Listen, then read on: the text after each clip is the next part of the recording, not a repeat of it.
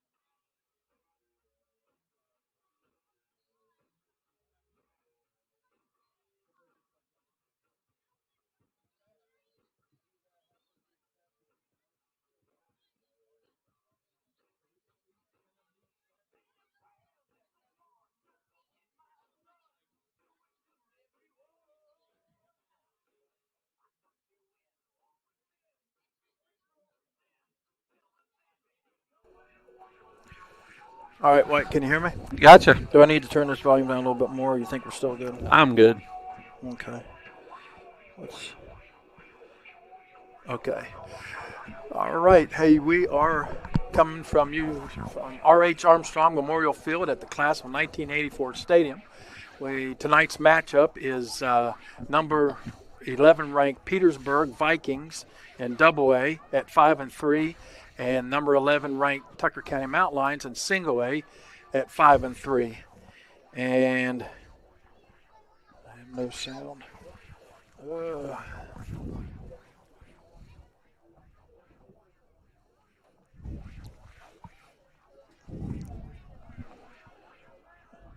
what time is it? We should be on. It should be getting close. It should have come on just now. Okay.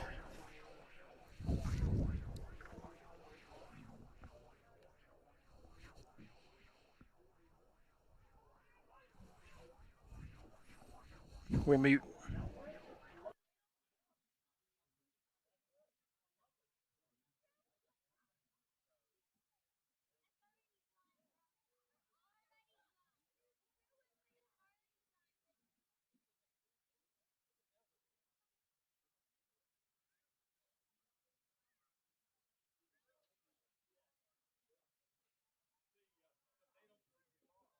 Good evening, ladies and gentlemen. Welcome to R.H. Armstrong Memorial Field in the class of '84 Alumni Stadium. In today's matchup, we have the Petersburg Vikings taking on the Mountain Lions of Tucker County. Tucker County High School administration in the WVSSA's All right, White, we're back on. Always got to get out the technical difficulties here to start. Um, Again, we got Petersburg at number 11 in Double A, and Tucker County at number 11 in Single A. Both teams are 5-3. Um,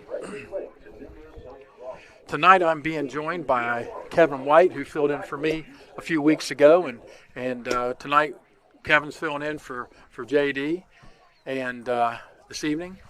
And White, thank you for coming up. Oh, it's my pleasure. I really had a blast there a couple weeks ago, and was honored when you asked me to come back. Oh, good deal, and doesn't look like that rain's going to hold off this evening, but it is going to be a little bit chilly. And so kind of a tough matchup tonight. And basically on the side that we're on a 2-game losing skid. We did have an off week, which that should have helped us out. And Petersburg's on a 3-game losing streak.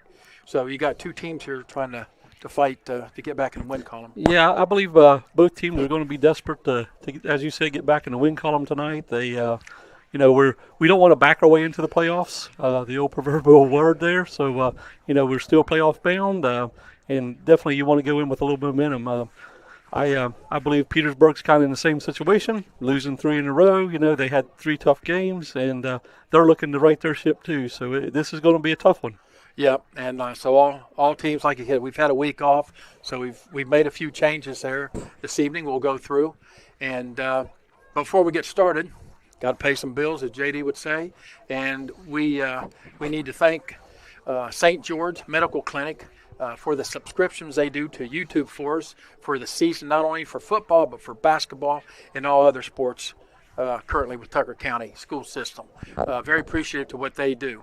Also, our booth, one of our main patrons here in the booth is Nick Carr of Main Street Partners, and Nick provides us a subscription so we can put the scoreboard on, and that is a subscription through the year, and we do appreciate Nick for all that. That's why Main Street Partners is here for you. Don't leave it to chance. Partner with us for tailored policies that fit your world. All right. Also, other booth sponsors we have that take on not only sponsors along the fence there, but they also kick in here in the booth as well to help us out, and that is Ace Aggravates, B&J's Family Dimer. And we're going to stop just for a second for National Anthem. Turn toward the scoreboard for the playing of the national anthem. Toward the scoreboard for the playing of the national anthem.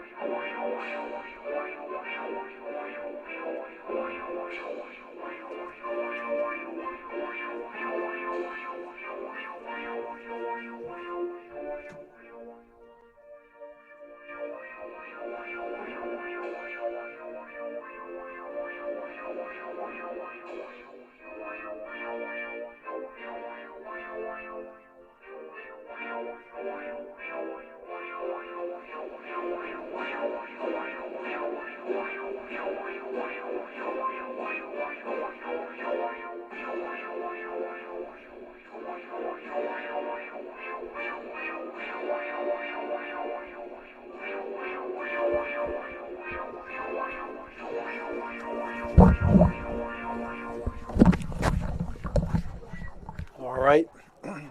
Getting back to our sponsors, for booth sponsors, again, it was Ace Aggregates. That's the crushed stone business there located on the Barber, Tucker County line. B&J's Family Diner. Blackwire Insurance Group. Buying insurance shouldn't be a headache.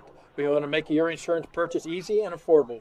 If you are looking for home, auto, business, or life insurance, give us a call at 304-478-6200. Elkins Physical Therapy, Parsons and Thomas locations.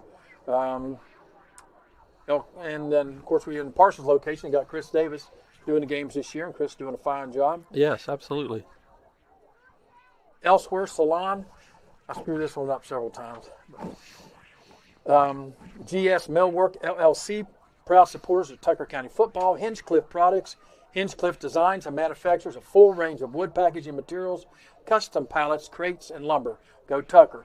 Lance Plumbing proudly sponsors Tucker County sports and activities to promote character, leadership, confidence, and integrity for the future of young men and women of Tucker County. God bless. Louis Links, an indoor sports and golf simulator. Book your sessions online at www.louislinks.com. Mountain Valley Bank, Mr. Pizza, Pixie Planners, that's Tisha Mallow. Dreaming of your next getaway, Whitey? Let Tisha Mallow with Pixie Planners make your dreams a reality. Whether it's the magic of Disney, the thrills of Universal, Disney Cruise Lines, Royal Caribbeans, or all-inclusives, she has you covered. Contact Tisha at thepixieplanners.com. Riccatelli Lumber and United Financial Center, go Mountain Lions.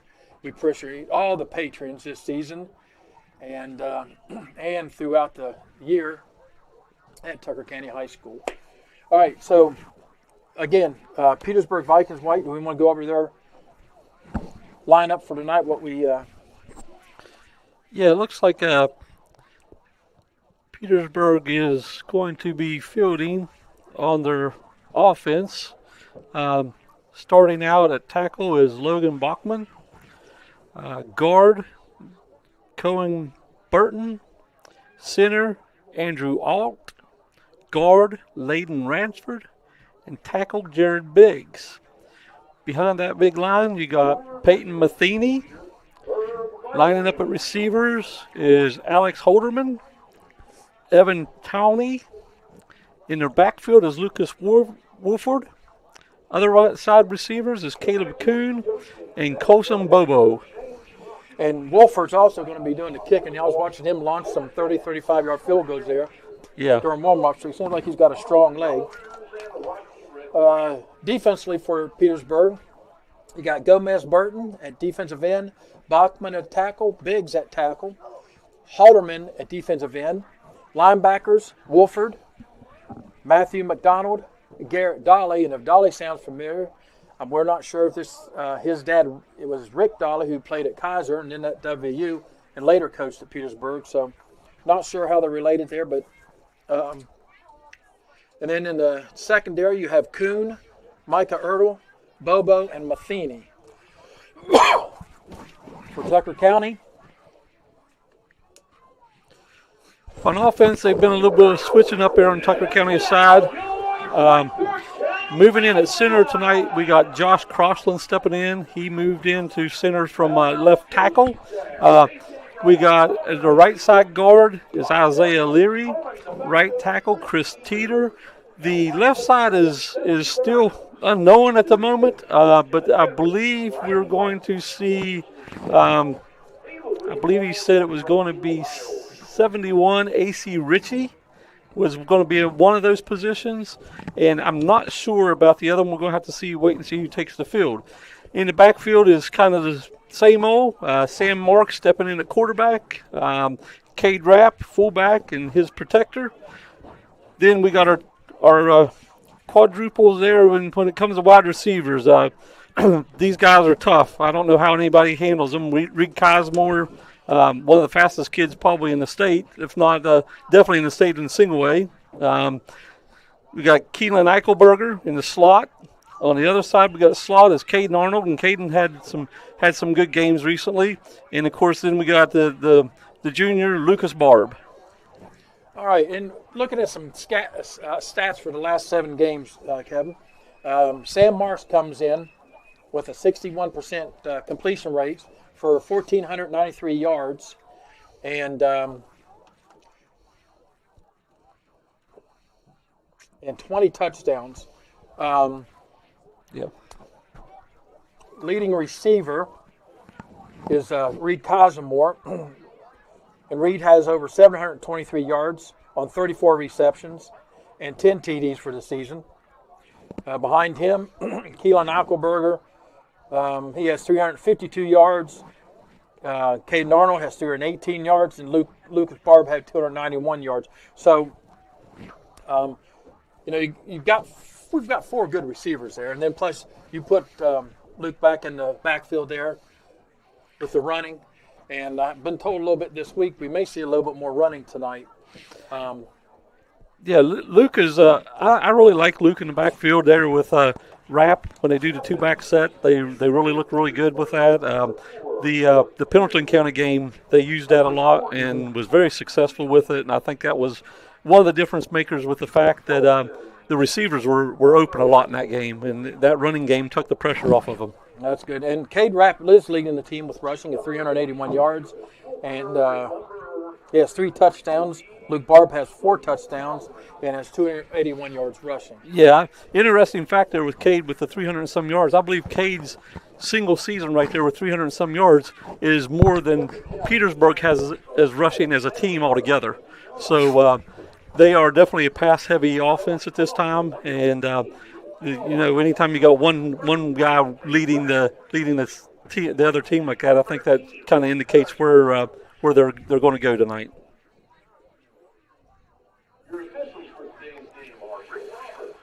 We got the meeting of the captains out there right now. We're going to get a coin toss and see what we got. Got our first text in from tonight from Fred Myers. Fred, I hope you're doing well down in San Antonio, and thank you for always listening. Probably a little warmer down there.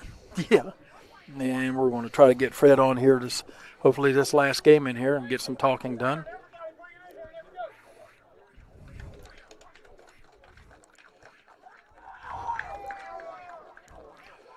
I did not catch who won the coin toss, Joe.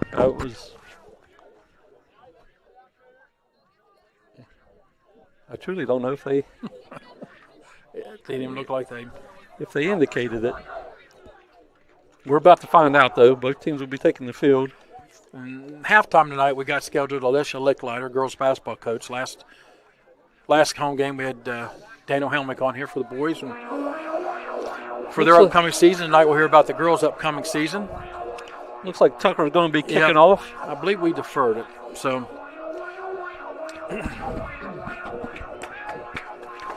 all right, for Petersburg back, you've got Caleb Kuhn. And if you can catch that number over there, White. I believe it might be 8. If it is 8, it is Matthew McDonald, senior.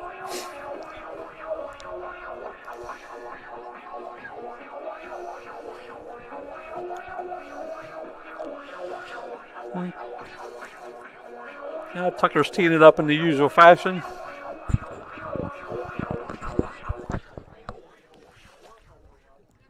Petersburg is crowding the 50, so I don't believe we'll see an onside kick this early. But we still have to go through that routine. I think we've been doing that for about 20 years, haven't we, Joe? Yep, this is what, AJ's 21st? 20th? Yeah. Yep. And there's the kick by Sam. Little squiver down there. Picked 18. Good run. Is that 18? Yeah. All right. And that's our starting running back there. Well, it's Lucas Wolford. He was brought down by Cade Rapp. And they are out to about the 42-yard line of Petersburg. Will take over 1st and 10. And Matheny at quarterback. Let's see how they come out.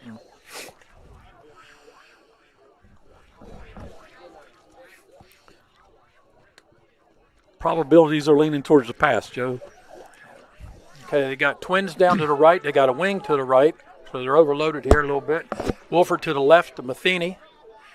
And to give his to Wolford. And he just slips through a tackle there. And he's taken down by Marks and Barb. Yep.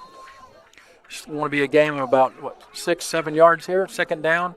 Yes. Ball's out to the 49-yard line, just right on it. So it's going to be 2nd down and about a long 3. Ball sitting at the 49-yard line of Petersburg. They got twins to the left this time. Wolford's on the sidecar to the right and wing to the left. And the give again is to Wolford. He's got a little bit of room. He's going to have a 1st down. And it's taken down by Eichelberger and Rapp. Going to be a 1st down in Tucker County territory. Well, for a pass-heavy team there, they're starting out a lot on the run. They must have watched some film from the last couple of games. Yeah, ball sitting at the 45-yard line of Tucker. 1st down and 10.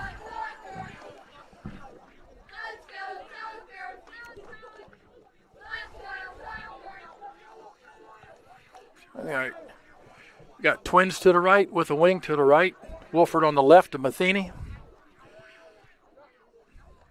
Again, it's an inside scissors play. And that's going to be for no gain there. Yep, Wolford took the thing, did a scissors inside and to number 2 of Tawny. Yeah, Josh Crossland on the stop there. Good job, Josh. For no gain, so it's going to be 2nd down and 10. That's kind of good job defending that because that's tough when you've already had 2 good games there by Wolford. So Yeah, absolutely.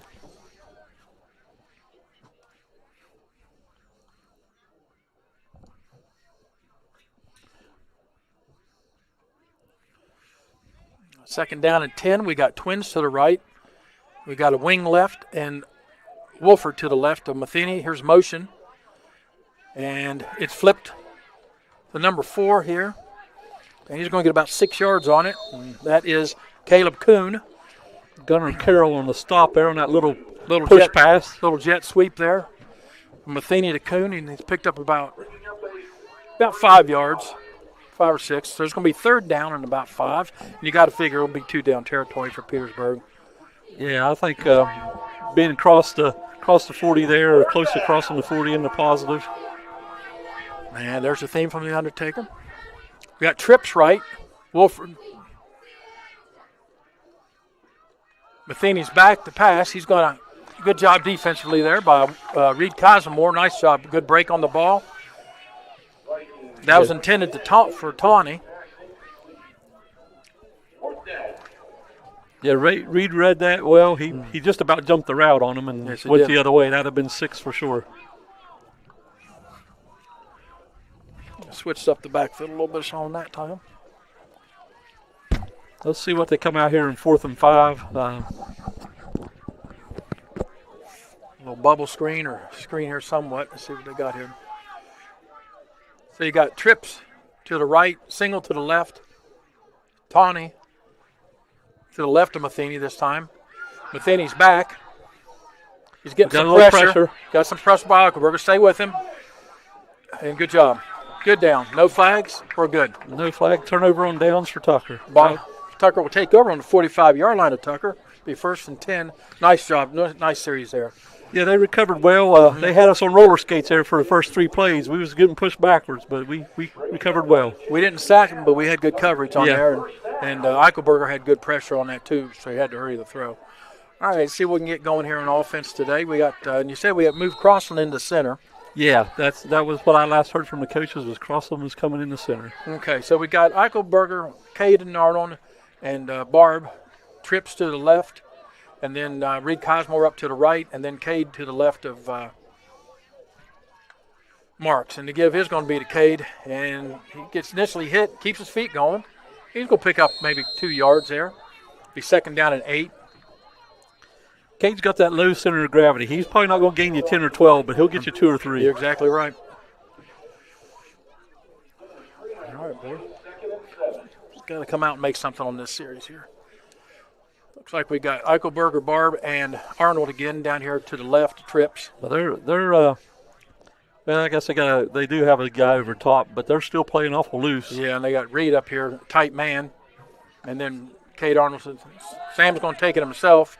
He's not going to get any yards. Maybe might have lost a yard. I think they're going to give him. The far judge looks like he's giving him back to the line of scrimmage. So it'll be 3rd down and 7. Ball setting at the 43-yard line of Tucker. 8:17 on a running clock in the first quarter. They're going to give us that look all night long.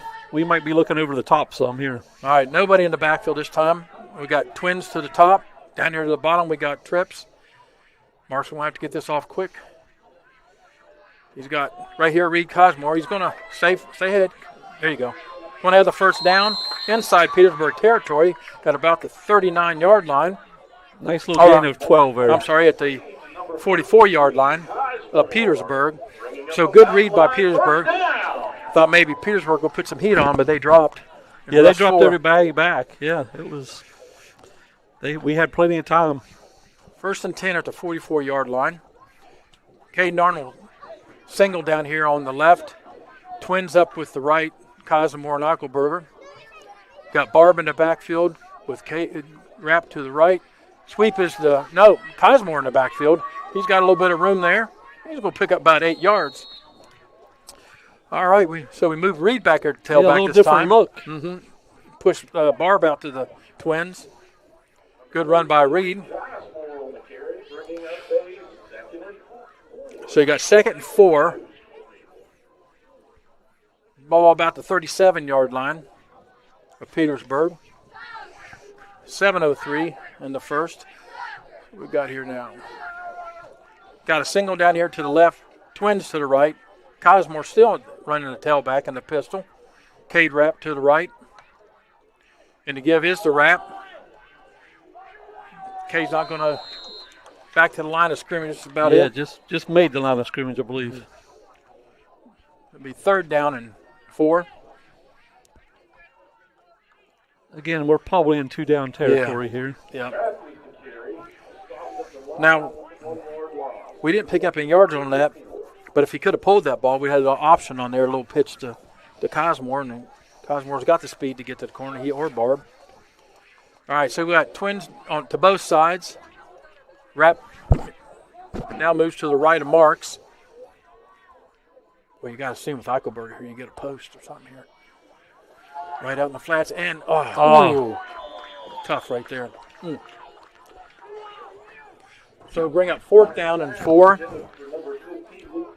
Right through Barb's hands that time, but he was covered pretty well. Yeah, it was tough.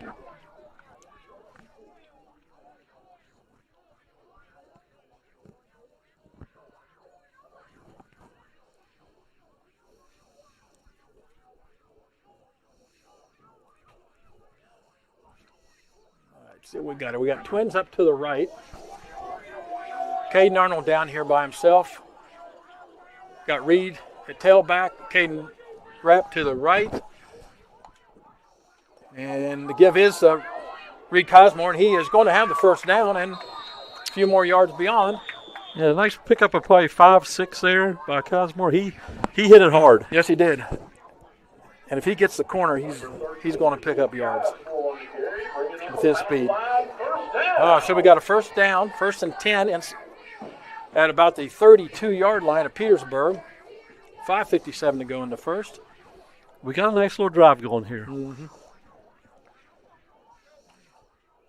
Reed remains as a single back this time.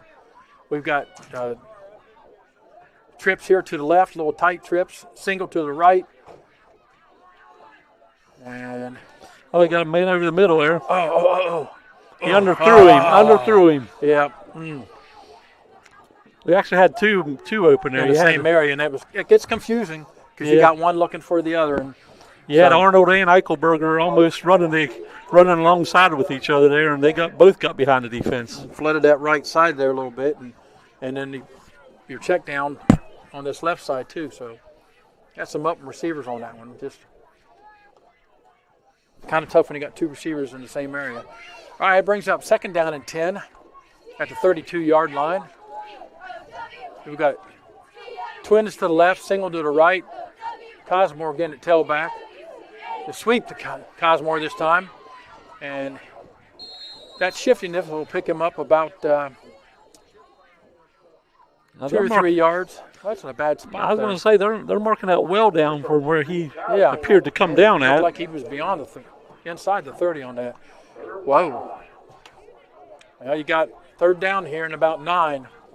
I thought he at least had 3 yards on that one or more. Yeah, I didn't think that was a real good spot there. Twins to the left. Twins to the right. Rapp sent to the left of Marks. I think he just get a go right here. Got him open down the. Right there. It looked like I was Caden Arnold there. Yep. He's pulled off some acrobatic catches over the last few weeks here, and just couldn't come up with that one. All right, so it brings up a 4th down and 9. Ball sitting at the Petersburg 31-yard line. I haven't seen Petersburg bring him yet, so you're not thinking screen here. Rapp's at the wing. You got Twins right, Twins left this time. Rapp's now little hair in motion out there. Marks rolls. He's got. I believe that was Arnold again, but Arnold, I think he slipped when he broke his route there. And so turnover and downs. Petersburg's going to take over at their own 31-yard line. So both teams have stalled out on decent drives there, right? 4:57 to go in the first quarter. So Well, we're getting a little idea of what we're trying to do, and looks like Petersburg trying to establish a little run as well. So Yeah, both teams have probably come out and surprised each other with as much as they've ran the ball so far. all right, you got Twins to the left and the wing to the left. Wolford to the right. Yep, and it is give to Wolford if he gets that corner, and we get it pretty handily. Good job turning back in. Goes out of there. I believe Casimir, Marks. And Marks, yep. Cosmore and Marks came up on the stop there. Good job.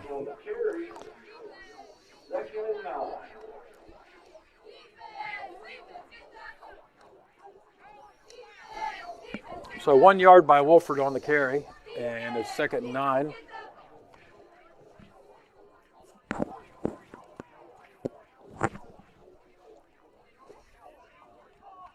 Petersburg goes with Twins to the top this time, up to the left. They got a wing to the right. Also, they got a little short. Well, they got a bunch trips actually to the right. Nobody in the backfield. Little pump fake. Everything was underneath And there. a little pressure step up. All right, good job. Eichelberger come Again. flying in there late and got a shot on him that time. Yeah, that's twice he's had good pressure on there. And again, good coverage by the secondary down here too. He's Yeah, it's kind of tough when you when the quarterback's got that much time initially and they start breaking their routes and Right. traveling different areas to get open. so that brings up 3rd down and 9. Petersburg at the 31-yard line. 32. And got trips to the right, Twins to the left. Nobody in the backfield but Matheny. Snap. We're coming off the And he corner stepped there. up, We got him. And we got him.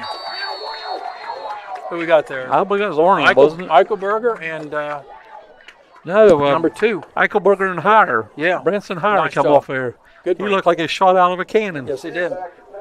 So nice job. Brings up 4th down, and we're going to probably see a punt. It looks like Wolford back. If I'm reading that right, number 18. Yeah, I believe that is Wolford, sir. All right. So 4th and about 15. And Cosmore's deep. And what's he going to do? Come up on him. Little rugby punt. Let's just get away from it. There we go. Keep running. All right, ball's going to be about the 41-yard line. Now, that's something we're going to have to watch tonight because he was looking for open field. Yeah, he was definitely looking downfield to see whether he could take it off and run with it, or maybe even come with a pass out of that later Right. on. So Tucker County is going to take over with 3:17 to go in the first. Ball sitting at the 41-yard line. We did well covering that though because we did have a man come running up on it. Otherwise, I think he was going to take off. Yep. So we got Twins up to the right. Cosmore single to the left. Barb in the backfield are split with Cade Rapp. And to give is the Barb. Barb can cut it up right there. He's got some room. There he goes. He's going to have a 1st down. He's got more. Good job. Good run on 1st down for Luke Barb into Petersburg territory. That Pick up was about a real 12 nice yards. run. Yeah, real nice run there by Barb. He kept his balance on a couple of missed tackles by them, and as you said, picked up a good 12 yards. That ball's sitting at the 43-yard line of Petersburg for 1st down and 10. Nice job. Good blocking by our line. Good.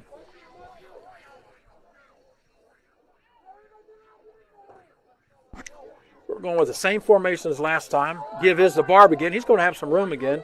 Hang on that ball. It looks like we got a penalty, though. Might have jumped too soon, or could be a holding. I'm not seeing. Got a flag come in there. It was early on, right after the handoff. So See what they're going to call here. I thought maybe you might call us for, but we're going back. So.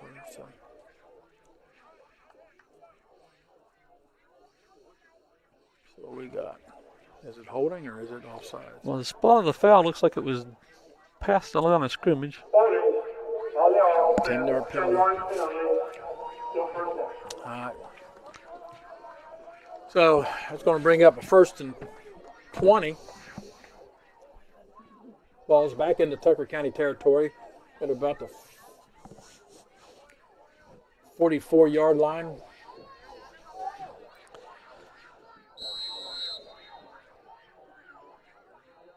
Well, 46-yard line, I'm sorry. Yeah. Hopefully we can dig our way out of this and at least flip the field. We've got Eichelberger in motion to the right, creates some trips there. And Marks is going to, he's stepping up in the pocket, but then he got corralled there. But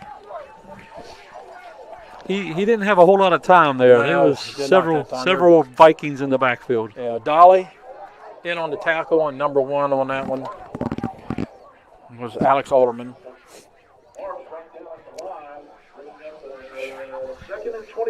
So we got 2nd and 24. Now ball's back to the 41-yard line of Tucker County. Just, if you can get some of it back, that's good.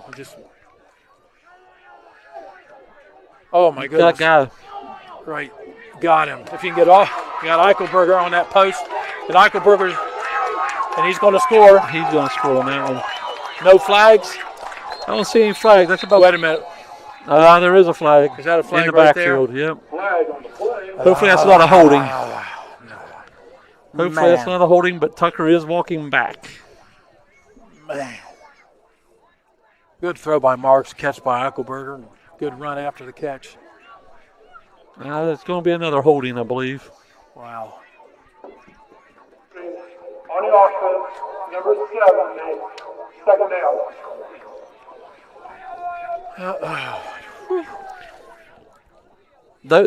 Those are tough there especially when you score and he made up all that yardage on those other penalties. So with 152 and a quarter, now it's going to be 2nd and about 34. Goodness gracious. All right. Twins to the right, twins to the left. Cade Arnold to the left, or Cade Rapp to the left of Marks. I think we're going to get some more time again. He's going to launch another one, and this one might be picked, and it is. Again, they sent a late blitz there.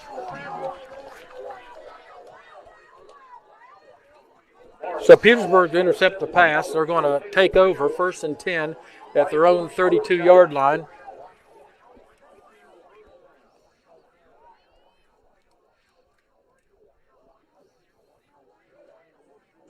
They're dialing up some blitzes there that we haven't figured out how to handle just yet.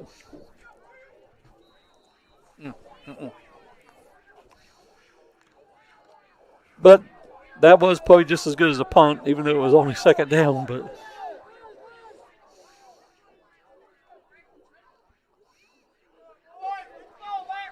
we'll see what Petersburg comes out with. Little inside handoff there. They gained probably 3, maybe 4, stopped by Cade Rapp. So Tawny on the carry. He's going to pick up 7 and about 6 or 7. Ball's just across the 35-yard line. 2nd down. 1:18 to go in the first quarter.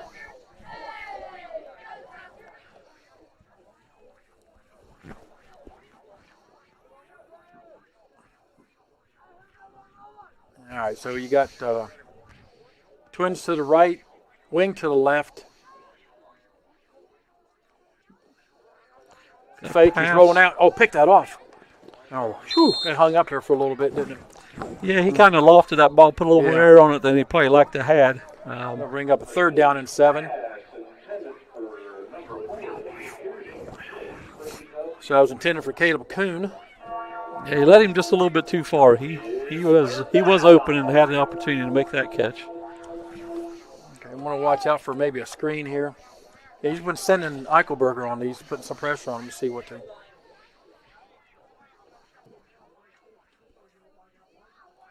3rd down and about 7. We got trips right, single up to the left.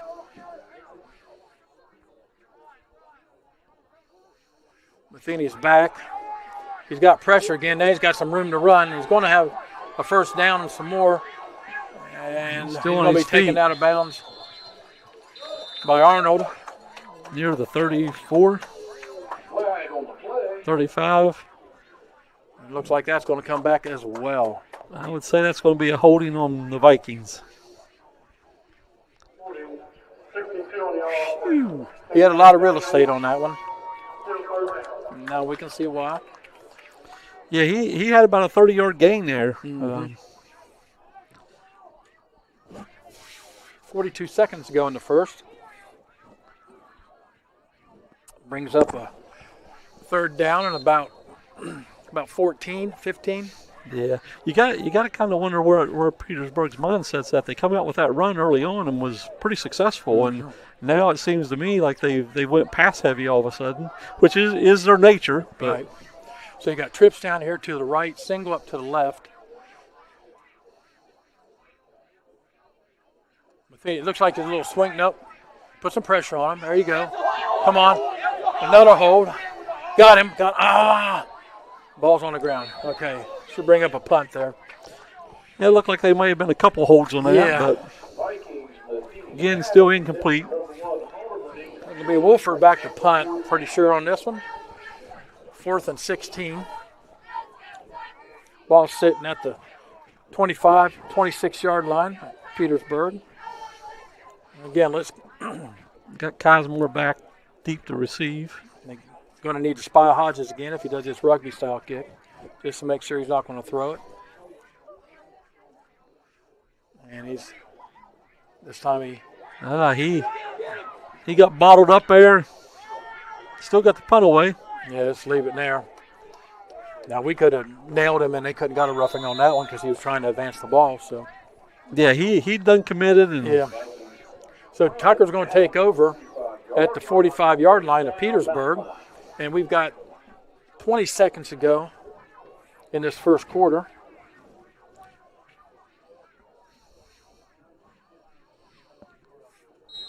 both teams have had nice drives at one point in time so far tonight, but just not able to get them all the way through. Looks like we're going to go with the Harrison County stick eye here. Rapp, Barb, and Cosmore were tight on both sides. And there's going to be a sweep around to Cosmore. Got a little block there. And he's going to cut it back inside. He's going to be close to the first down. Yeah, real close. Probably about to pick up an Solid. 8 or 9. Yeah, solid 8 or 9 there. And we're still in bounds, so the quarter's going to run out here. Number 13, Reed Cosmore. The 9-yard run. It'll be 2nd and 1 when we resume in the second quarter. Ball sitting at the 36-yard line. It'll be in Petersburg territory. And take some time here to, again, thank St. George Medical Clinic for their total sponsorship of the YouTube sports for all Tucker County sports this year. Also, again, we thank Nick Carr for providing the subscription to our scoreboard during the year for both basketball and football. Thank our booth sponsors, Ace Aggregates, B&J's Family Diner, Blackwater Insurance Group, Elkins Physical Therapy, Elsewhere Salon, GS Millwork, Hinchcliffe Products, Lance Plumbing, Louis Links, Mountain Valley Bank, Mr. Pizza, Pixie Planters, Tisha Mallow, Riccatelli Lumber Company, and United Financial Center. Thank you for all your patronage, sponsorship throughout the year. We're going to start the second quarter. Ball's going to be sitting at the 36-yard line of Petersburg. That's just after a 9-yard run, Waddy, by Reed Cosmore. Yeah, that was a real nice run by Cosmore. He's got some speed. Yes, he does. Now, and that's not a bad formation here because now you've got your tight. 2 tight ends working it. Arnold and Eichelberger are your tight ends on this. And then you got Rapp, Barb, and Cosmore in the stick eye. And the give is the Barb. Little hesitation. Bust through to the 30, 29-yard line. It'll be a first down for Luke Barb. Had just a little bit of a hesitation there, and then we'll take From Mountain Line, first down. Yeah, he took a little stutter step there, stopped and broke it back to the right and picked up that first down. Well, let's see how this works for a while. Yeah, staying in the stick eye.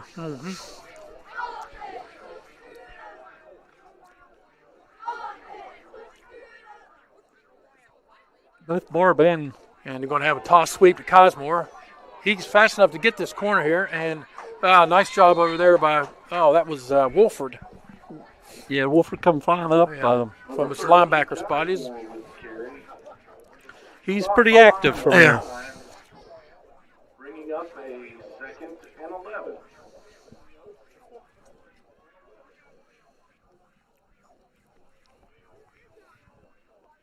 2, 3.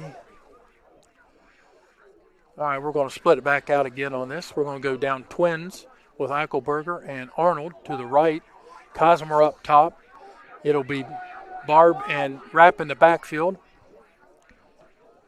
for 2nd down and 12. And Marks on the option gives it to Barb. He's got some room. Nice little job ahead of steam. Yeah, it looks like he picked up about 6 on that. Yep. So good spot there. We got 2 down territory here. Landon Rashford on the tackle there. Now bringing up a 3rd and 6.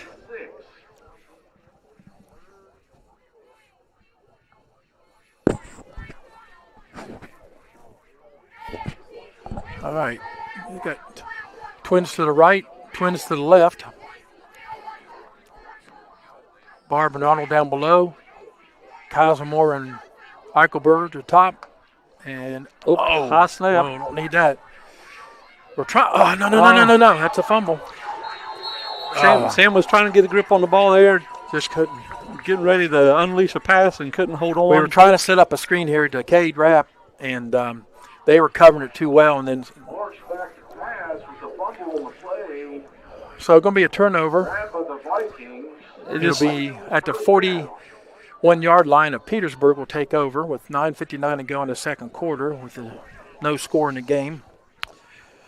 That play started out with a little high snap to begin with, and then just kind of rolled downhill from there. And that's what we talked about before.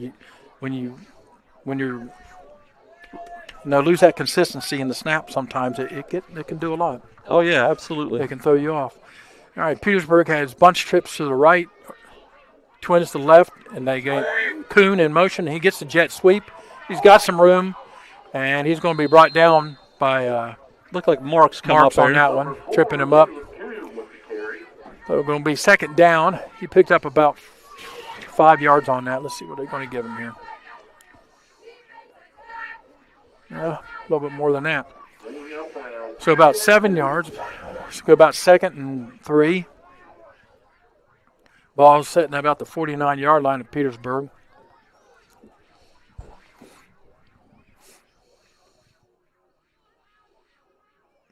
Just looking at the score there early on, Joe, we got Metro News game there. East Hardy's out to an early 7-0 lead. And the fake jet sweep this time. Matheny's going to roll back. He's just going to dump it over. Oh, take him down. Okay. That's going to be a 1st down for Petersburg. Matheny to this new guy out there. I'm not sure who. Brandon Bennett was the Tucker player for the stop there, but not until after they gained the 1st down. That was not the new guy. That was the Wolford on that. Wolford just got behind the linebackers there and Matheny just lobbed it out. Be a 1st down in Tucker County territory at the 40-yard line.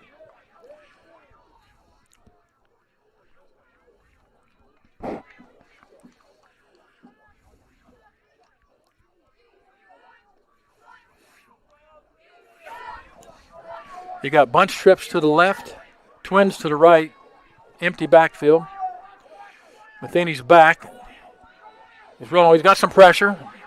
He's going to launch it downfield, and he's going to overthrow his receiver. And they got a flag. If we got a holding there, or It's either that or a lineman downfield, because I'm looking down here, and the 50's down here at the. yeah, he's well across the line. Let's see what we got.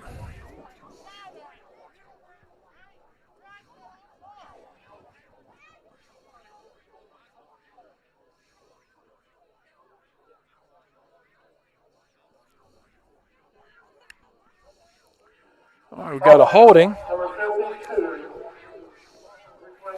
All right, so it'll be back to 1st down and 20.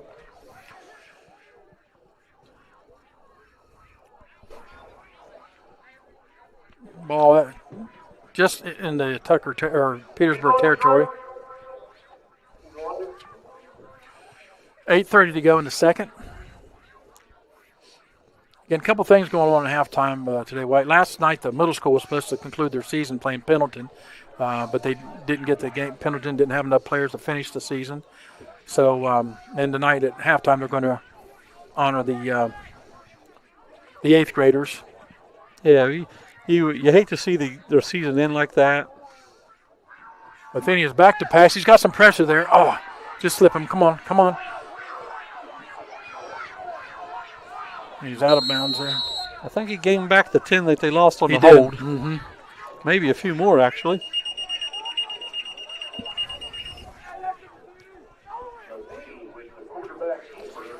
So You get a quarterback with some mobility, and we've been getting pressure on him, but he's just able to scramble out of there. And he picked up about 14 yards on that. So it's going to be second down. Second and 6, long 7, long 6. Ball sitting at the 36-yard line. You got trips to the right, single to the left down here. And Matheny's back again. We get some pressure, turn him back in. Yeah, he's down. There we go. Oh, Ball come out. I don't know if he was already ruled down or not. Nevertheless, Petersburg did come up with it, I believe. so that's going to be a loss almost. About 13 yards on Yeah, that. 13, 14-yard loss. That was Cade Rapp that got in there. So, But you had Eichelberger coming in to clean it up. and he's been sending Eichelberger much of the night to disrupt there. So, Yeah. So you got right at the 50-yard line. So you got third down and about 20 again.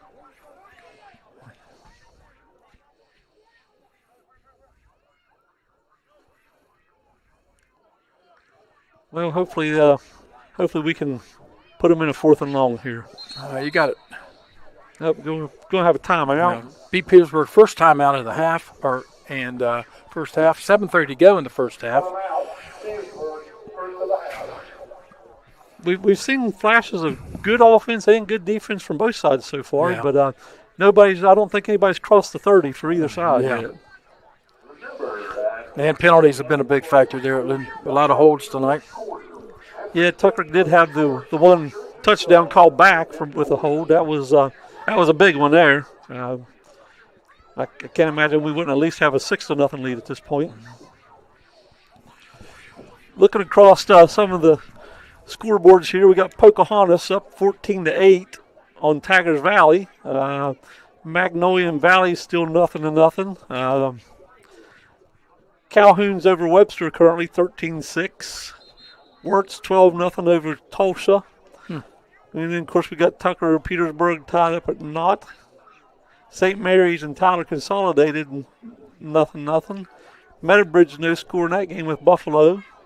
Lot of single A schools playing double A schools tonight. Greenbrier West and Midland Trail.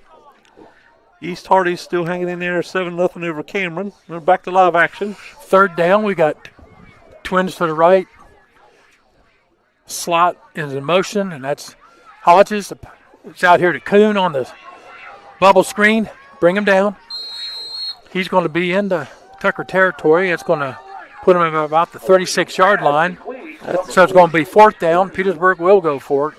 Yeah, that was And about 4th down and 7. Branson Hire there on the tackle. Yep.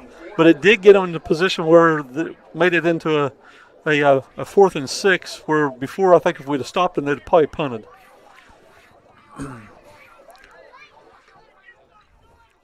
You cross that 45 or so, it turns it into a go territory. You got a split to the right and to the left. You got 2 slots here, 2 wings. Hodges in motion. Matheny's going to got on the post here. Get him. Come on. There, you got him. Good job. Hang on to him. Good job. That Josh Crossland coming in there. Yeah. He and Rapp both beat double teams to get in there. Man job. And good job there. You had some help on some cleanup there. And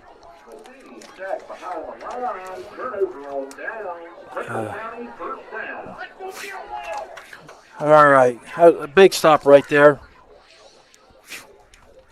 Yeah, that was huge. Cade Rapp had 2 of their linemen on roller skates there pushing them back at that time. And that cleared the path for Crossland to come in. So it's going to be first down to 45-yard line of Tucker County. We've got 6:39 to go in the second. And let's punch one in here. Let's get one in here. All right, we got Cosmore in the backfield with Rap. Twins to the right, single up to the left. Got to get rid of those snaps. They read that one well. Yeah, again, when we get a snap like that, this disrupts our plays, and we've been doing so well here in this game. We got to get that fixed again. Yeah. Those high snaps just throw the timing off. As a former quarterback, you know that, Joe. If you probably didn't go out of the shotgun too much back in those days, but No. those bad snaps just disrupt everything. Got trips down here to the right, single to the left. We'll sing. Look like get it. Oh my goodness. That might be a loss of about 22 there on the sack. They're sending the house on us now. Yeah. We're going to have to try to screen them or something. I was going to say you're going to have to come up with a screen here at some point. We got to get something to slow that pressure down because they're just coming from all angles at the moment. Again, that snaps just come back there a little bit too slow. We've got to get it now. So 3rd and 34. Not a lot of plays written on the play sheet for this, White. You're not going to find one that. Now, last time, though, we had that holding and hit Eichelberger there on that long touchdown. But let's see what we got here. We're going to go into stick eye, 2 tights on this. And he's faking sweep. And he's got him wide open. Oh, and his hands were that was kind of, they got a flag down here at the bottom, but it looked like he kind of had him jersey on the. Yeah, I would contest there with Mr. Official that he was potentially interfered with on that.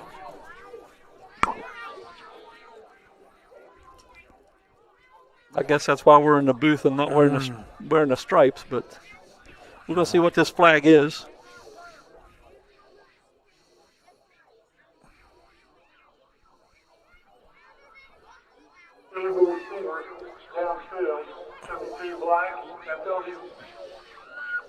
Well, push. We got a 4th and 34. That was a legal man downfield. They declined it, and of course the official was signaled the other way. So about the 21-yard line of Tucker County, we're going to punt. Sam Marks will be back to punt. I can't tell if that's is that Kuhn back or Tawny here. Their jersey numbers are. That's hard to read. A little hard to read for me. There you go. I think it's what a Kuhn. nice punt. Kuhn, Excellent. Drop that catches. thing. Fair catch. Excellent punch. That was good defense there because we got that thing to turn over. So that was Kuhn on the fair catch, and that ball's going to be clear back at the 30-yard line of Petersburg. Well, we flipped the field, even though we probably would have been lucky if we got it to the 50 there.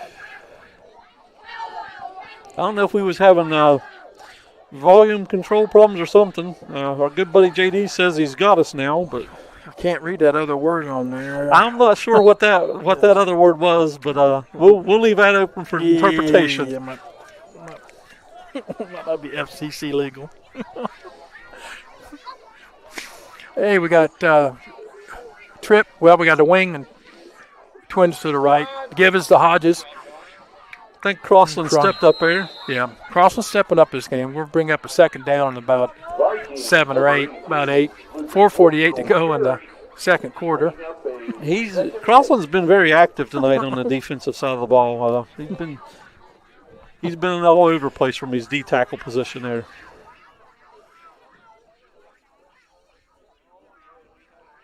They haven't been able to stop him, or if they have been able to stop him, he's clearing the way for Eichelberger or Rapp to come up through there.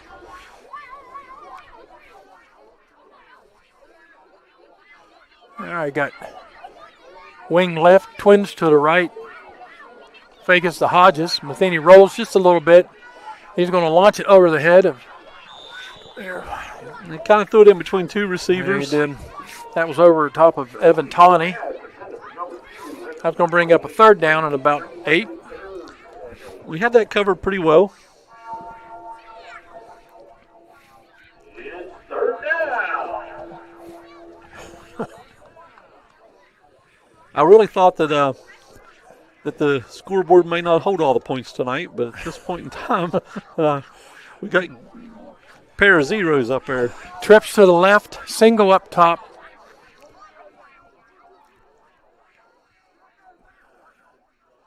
Matheny again is back. He's going to roll a little bit. We're kind of holding us out a little bit. All right. And he's going to have the first down on that. That's going to be at about the 47-yard line of Petersburg. Oh, that hurt right there a little bit. Yeah, we had good pressure. Seemed like we had good D. Colson Bobo stepped up there. He's come in with a sliding catch and got him the first down. We got 3:58 to go in the second quarter. Ball sitting at the 47-yard line of Petersburg, 1st and 10. You really can't give Matheny a lot of time back here. He's pretty accurate when you give him the chance. So we got a bunch formation there on the right. We got motion here, and the give is to that's number 2, and he's taken down by who's that right there? I believe it's Cade Rapp. Nice little tackle there, and that was Tawney. Evan Tawney on that. Running into Cade Rapp's got to be kind of like running into a bulldozer. Yeah, Cade did a nice job scraping down through there and picking up. Did pick up about 5 yards on that, so 2nd and 5, just inside Tucker County territory.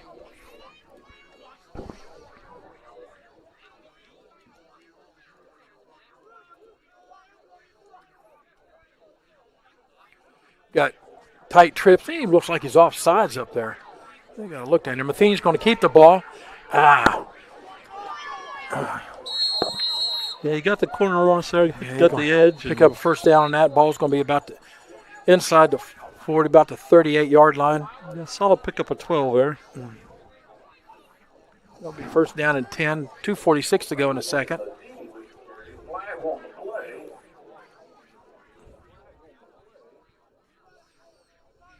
I didn't even see that flag down. Petersburg ain't going backwards at the moment, so.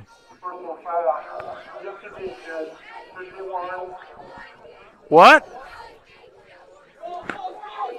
You call that? I'm not sure exactly what they called on him. He had him tackled out of bounds or inside the line. They just carried outside of bounds and both went down. Nothing cheap on there, except the call. Yeah, I didn't really see. I do have the advantage of looking at that again. That 15-yard penalty puts it at the 22-yard line of Tucker. This is the first time somebody's crossed the 30-yard line all night. So with the momentum from that call, we had 2 players hit him, and they both hit him on the in the playing field and went out of bounds with him. Tight trips formation to the right, twins down to the left. Matheny's looking back. Somebody sack his butt. There you go. Crossland come up and he did. One-handed that one. So it's going to be a loss of about 5 on that one, 4 or 5. Second down and about 15. About 6. 2nd and 16. Yeah, that was that's huge to get them back. It is. We want to get them back there and kind of stop them. After that, I mean that was a bogus call. Yeah, that was a little tough one there to swallow. I'm sure the coaches over in the far sideline there didn't really agree with that one.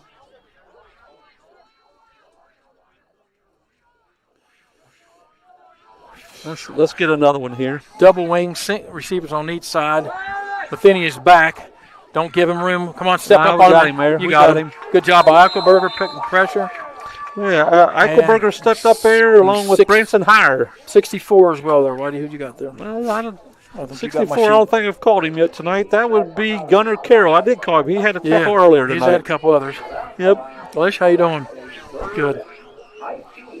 Yeah, we're already joined here by the girls' head coach, Alicia Licklider. Third down and about 16, 17. Oh, got timeout Petersburg. A minute 10. Petersburg took their second timeout of the first half. Well, be nice to pick up a turnover here, but just stopping and keeping them off the board would be good. They do have that kicker. He can boot it. And he was This hitting might him. be a little bit out of his range here. You're looking at 50 yards, but Yeah, they had him backed up to about 50. He was just kind of line driving in the end zone, but still had a strong leg on him. So I'm sure they'll give him a chance if they can. So yeah, if you're corrected here, 3rd down and 19, and the ball is sitting at the 31-yard line of Tucker County, and we just hold him out here. Don't let him score. Yeah, going in at zeros here. Obviously, you'd like to have a nice lead, but keeping them off the board and circling their wagons and getting the troops in the right mindset for the second half is going to be huge. You know, Rapp's been using Eichelberger quite a bit on these. It's kind of like a delayed blitz there from his corner spot. Yeah, and he's been coming from different angles. They're mixing it up really nice tonight. So then Crossland's playing like Crossland tonight, and that's big. He's been very active. So you got Twins up to the top, Petersburg. You got your wing to the left, and Wolford to the right of Matheny. And the fake in is going. Looks like he's going to fake throwing it back. Oh! Get him down! Good. That was Gunnar Carroll again, and cleaning it up was Eichelberger. Yep, good job on there too. Looked like Hodges or Wolford was just slipping out there enough where I thought they were going to try to get it up, lob it into him, but we had good pressure. So now that pushes the ball back. 4th and 19. That probably definitely takes him out of the field goal attempt here. So 4th and the ball is at the 42-yard line. 4th and 29. 4th Running and 29, clock. 35 seconds to go. All right, we can't be They can run this thing down to about 8 seconds left, something like that. I'd say that's what they're going to do. 11 on the play clock, 18. So we got to keep our eye on him. Oh, Crossland just about blocked that one. And it rolls into the end zone with 7 seconds to go in the first half. And I would say, man, I can't bend down and pick that up. Yeah, that's what happens there when we get a little bit older. I would say we take a knee on this one, and let's get out of the half.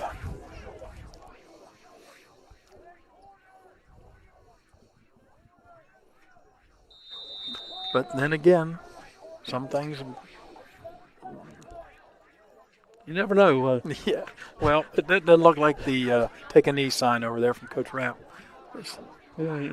As we know from past games, taking a knee is not necessarily always his strong suit. So we're going to Harrison County stick eye here.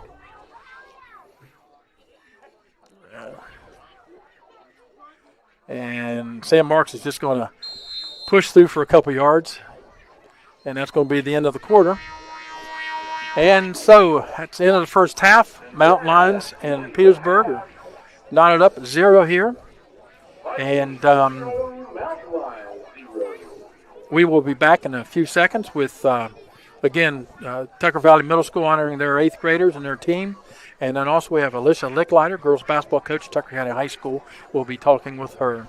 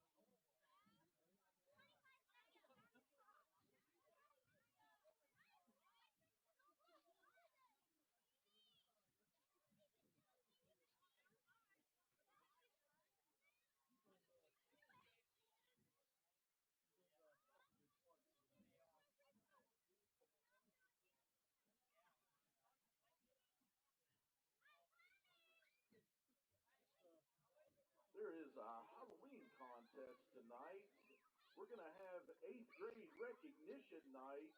But if you're interested in the Halloween contest, please come down um, on the sideline down by the concession stand on the track down here until after the 8th grade night. So down on the track below the concession stand, and they will do that as they finish 8th grade night.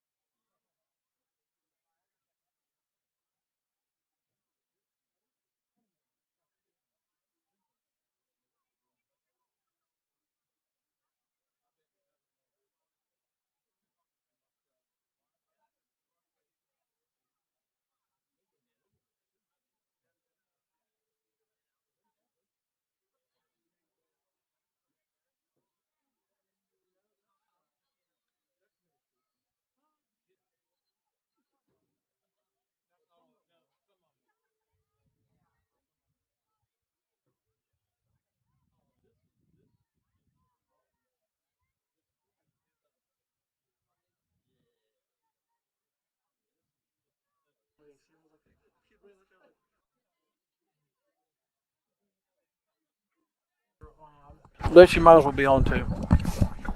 Hey, we're back, and before we start talking with Coach Licklider, we're going to take a look here at the 8th graders for Tucker Valley Middle School this year, and for their football team, and kind of waiting on this. So as Chris announces them, or whoever announces them, we'll try to chime in on that. They did end up with a good season. I believe it was 5-1. But they were supposed to finish off with Pendleton County last night. Pendleton County didn't have enough players to finish the season. So, therefore, I'm sure we picked up the forfeit on that, which would give them a 6-1 season, but we just couldn't pick up an 8th game. We tried to. So you got coaches Adam Freeman, Dylan Simmons, and Josh Michael this year. Cheerleading coach, you know the cheerleading coach for Tucker Valley? I do not. Oh, is it? It's Marcy Hebb, isn't it? Okay, yeah. Yeah, Marcy Hebb stepped All right. in because Danny Pennington moved up to the High school with Chris. Okay. along with Kristen. So Marcy Hebb.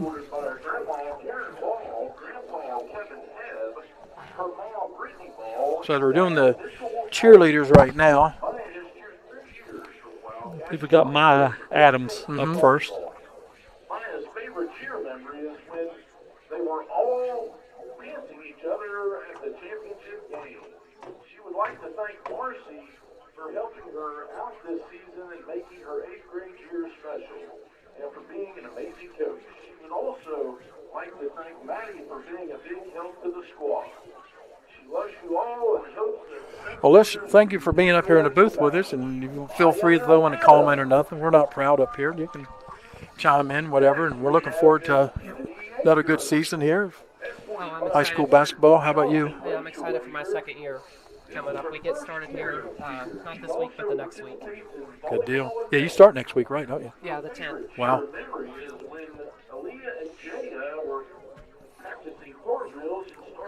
Who we got here now, White? I'm sorry I did not hear that. And I was. Marcy Hebb, Alicia Lambert, and Maddie Knobs for this amazing opportunity this season and for helping her grow as a cheerleader in person. She would also like to say thank you to her team for making this season amazing and for all the fun and memories. And lastly, she'd like to thank her parents for fulfilling her wishes and allowing her to take part in this sport. Miss Kennedy Aker.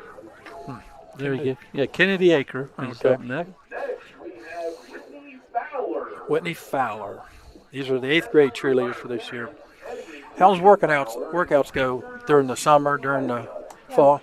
We did a summer league down in Kaiser, and then we kind of took off most of July and August, and we've been going 2 days a week through September and October, and they've been going really well. I was really pleased with our Kaiser summer league performance. We finished second to Kaiser, and so I was thrilled with that.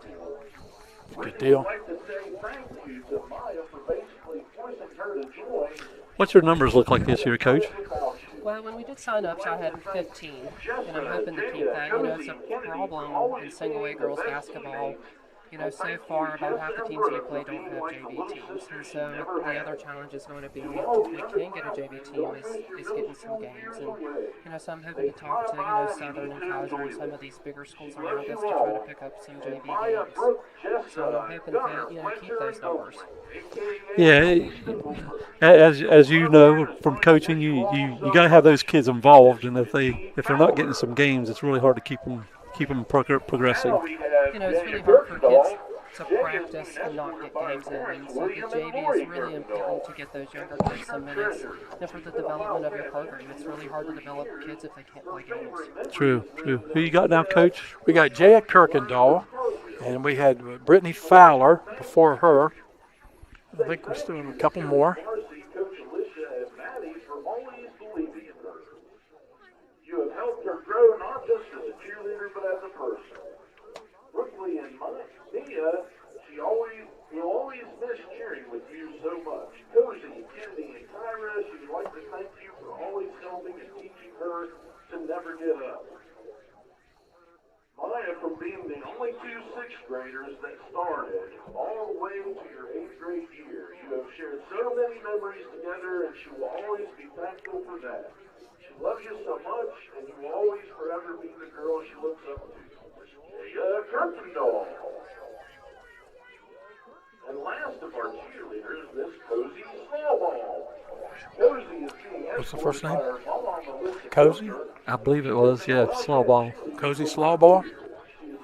That'd be the last of the 8th grade cheerleaders.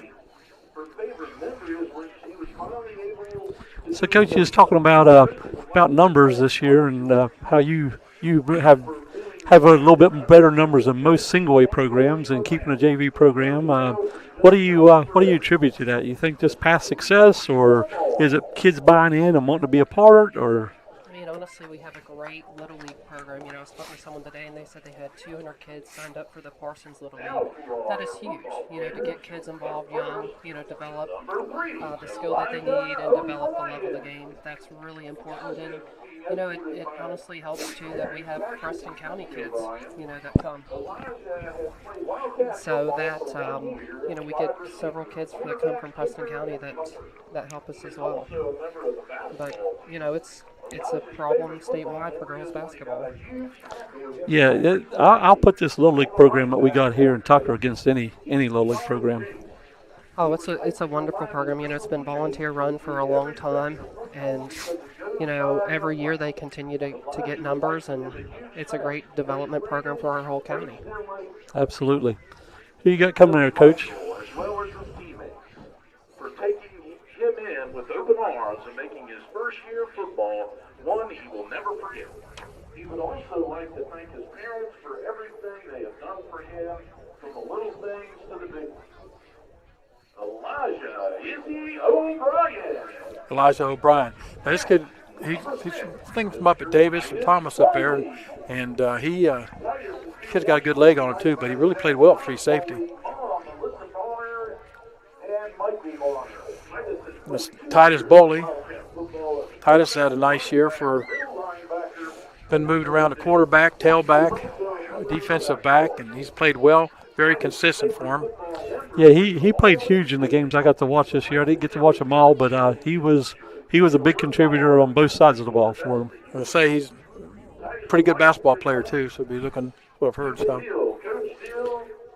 they have a nice class of 8th graders. Hopefully we can keep those kids interested and move them up next year as freshmen. Yep. Next, we have number 7, Quentin Teeter. Quentin is being escorted by his parents Yeah, Quentin Teeter coming up next. I think he suffered a season-ending injury early on. Had the arm and stuff like that, and I was hoping he could come back. Been tough for him, I tell you, but they said he's progressed well, and I think he'll be all right moving up to high school. He's gotten a lot bigger this year and stronger, and so I think that'll just be better for him.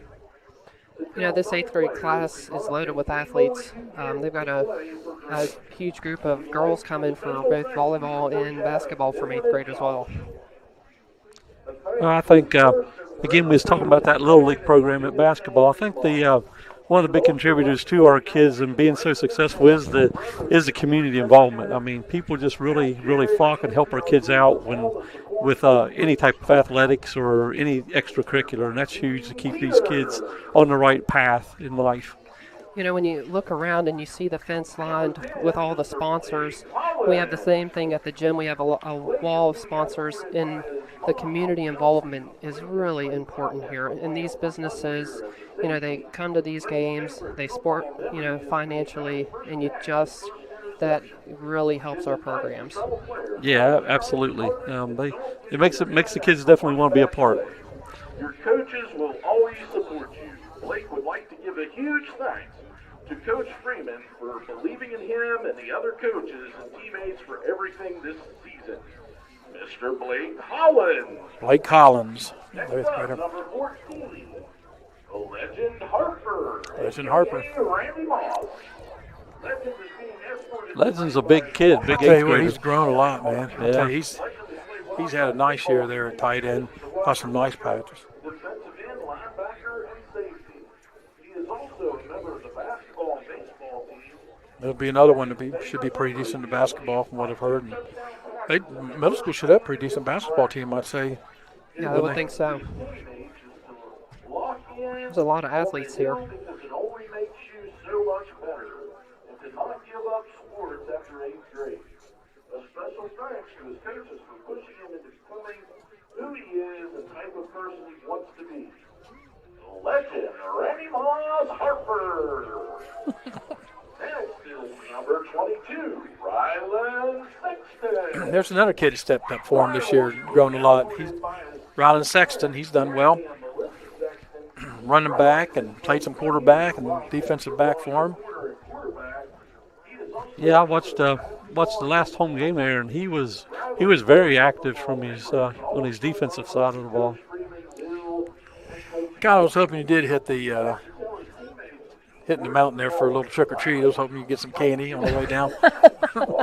Yeah, Hey, you can always use a little sugar.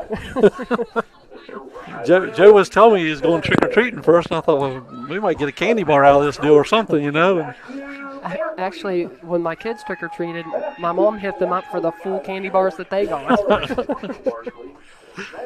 Next one is Matthew Barkley. Wow, I can't believe some of these kids are 8th graders. Had some of these kids in 1st and 2nd grade. Now Matthew he's been hurt most of the season too with arm injury and stuff like that, but he's toughened up quite a bit. I can see him going out in high school. Mr. Matthew Barkley.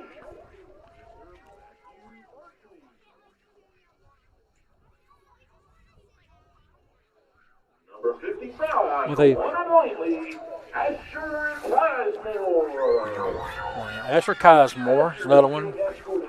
I'm going to tell you what, I bust Steely all the time because the first time I saw the kid at Tucker Valley, I said, who's that kid there? He's pretty thick, you know, looks pretty stout.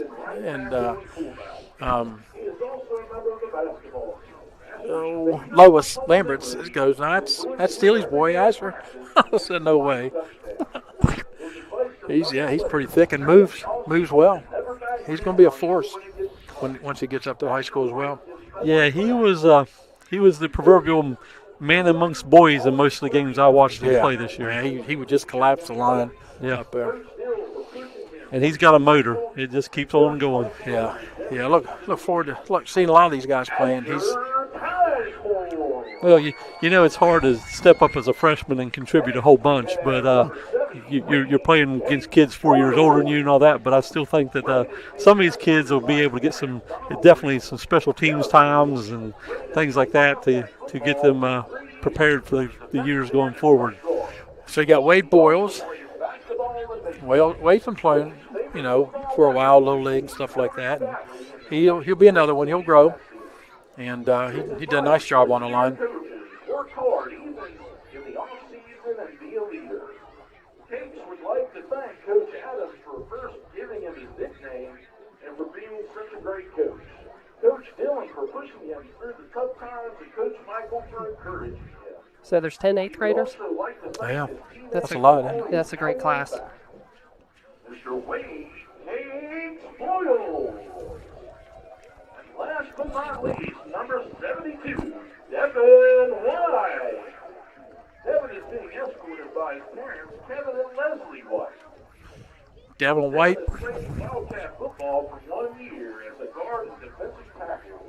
Devin's favorite football memory is I think his first year out. Second. Yeah, this was his first year Yeah. out. But as you're saying there, you got 10 kids coming up from this 8th grade, and you'd like to keep them all, but if you could get 3/4 of them, you'd be very successful. That's always the thing. You'd always like to get 8 to wherever you can.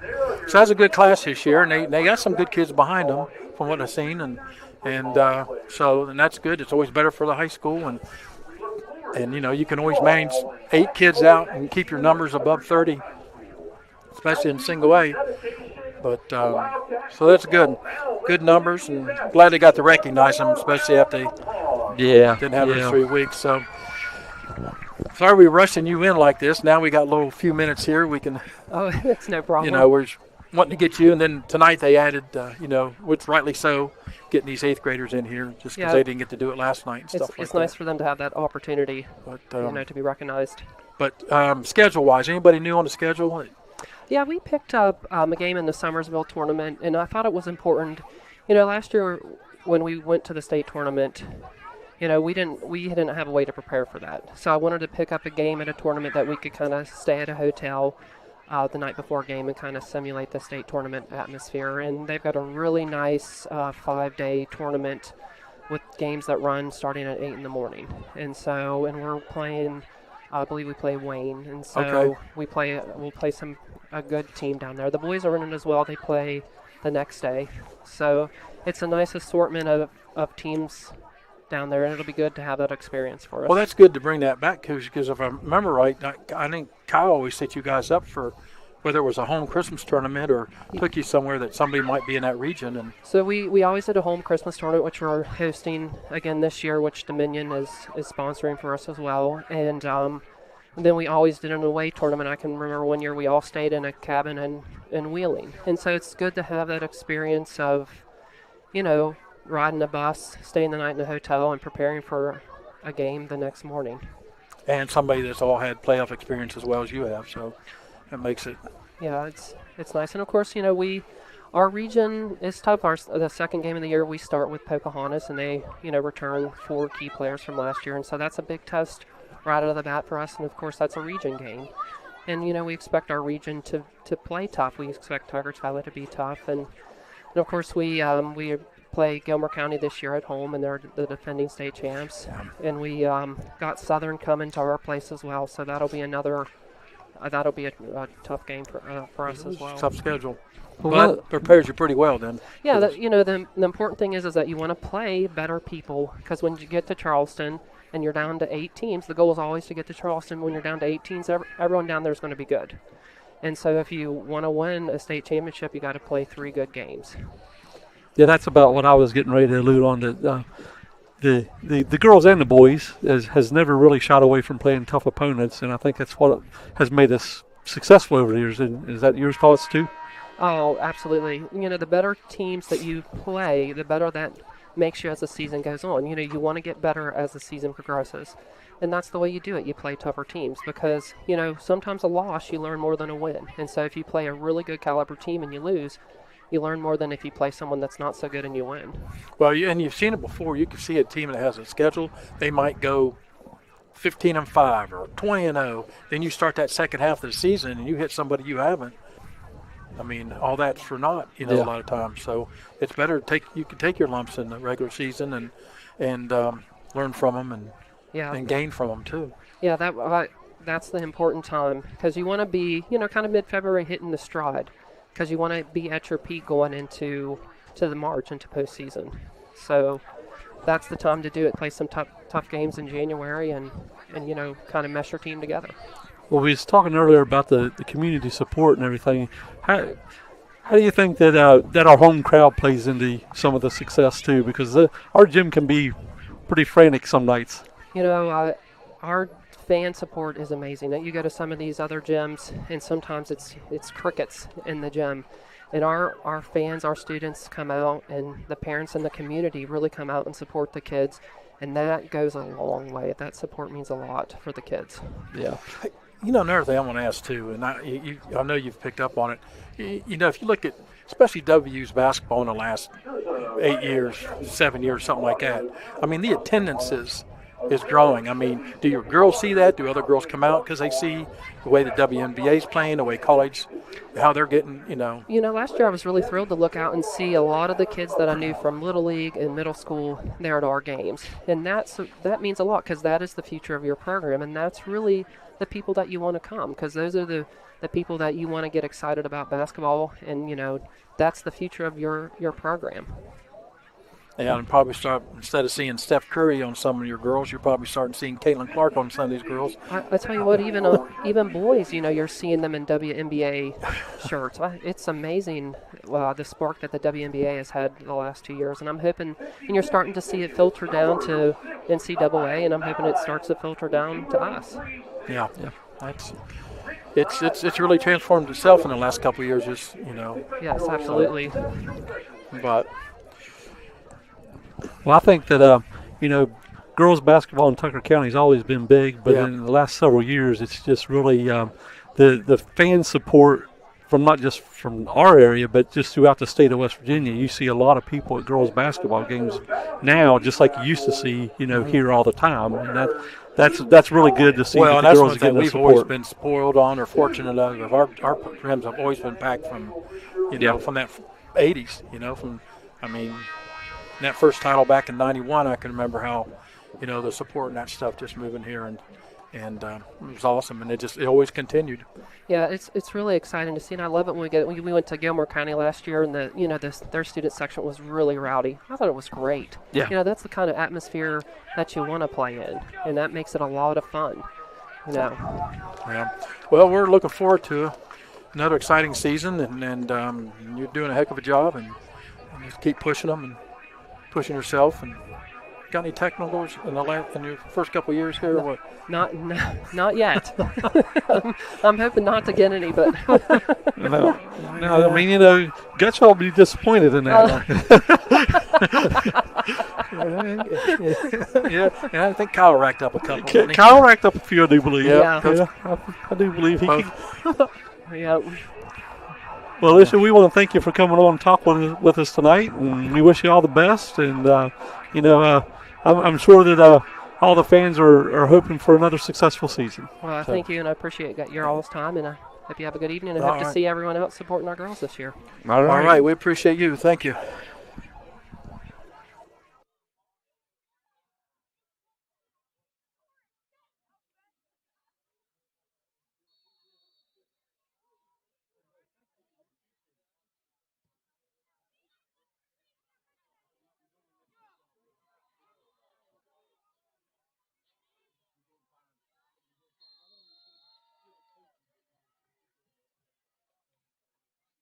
Number 15, Luke Barb with return out to the 20. They locked us in here. All right, we're back. There was a kickoff by Petersburg. Hodge is there. The ball's going to be 1st and 10 at the 29-yard line of Tucker County. Of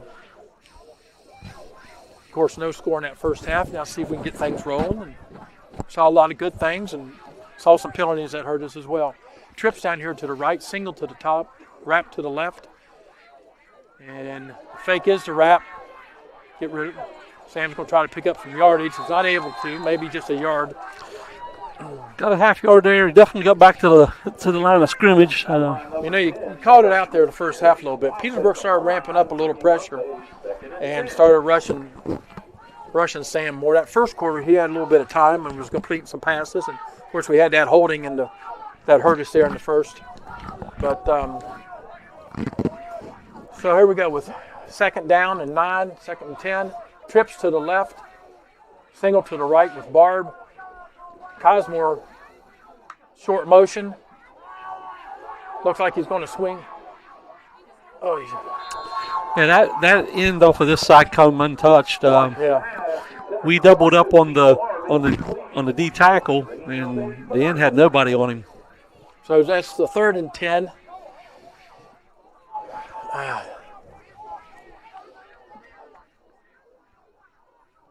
Yeah, Sam could never. He didn't have enough time to get his body squared around to get that pass completed to Barb. Barb was alone there, coming across the field there. But all right, so we got bunch trips here to the right, and then a single out to the top, wrap to the left. Man, now would be the perfect time to read. Just blow right by him. And if he does, where's the flag on that? Yeah. You're telling me he grabbed his arm? That was Jersey? Oh, man. that definitely looked like a pass interference to me. But again, we're not wearing the stripes. But no, as soon as he got a step on him, but man, alive.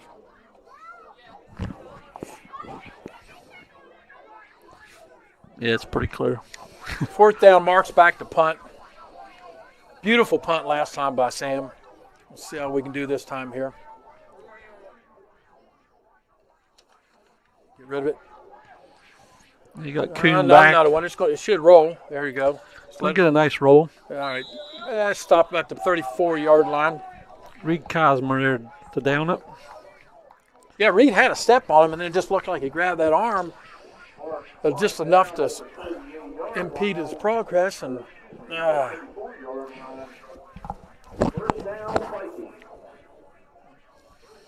so Petersburg will take over 1st and 10.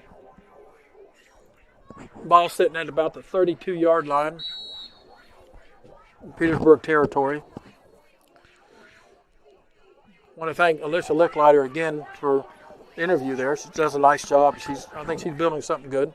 Yeah. She's had big shoes to follow. Tucker County girls basketball has always been strong. So. Yep.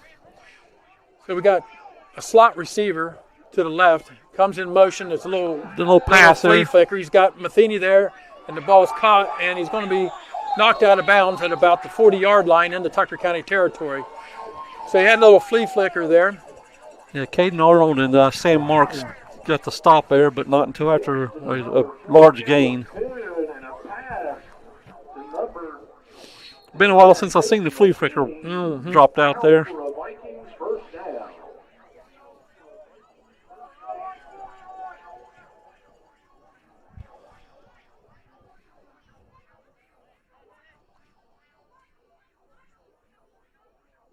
I got twins up top to the right. Got a wing left, tight end left.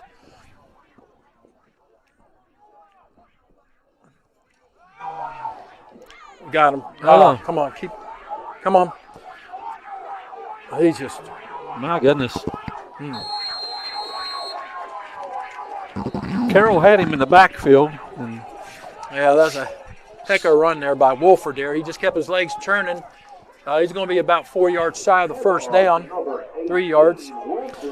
Josh Crossland finally come in and help stop his progress. And then a host of Mountain Lions help clean it up. Yeah, Wolford, he's got some strong legs on him. He's built low.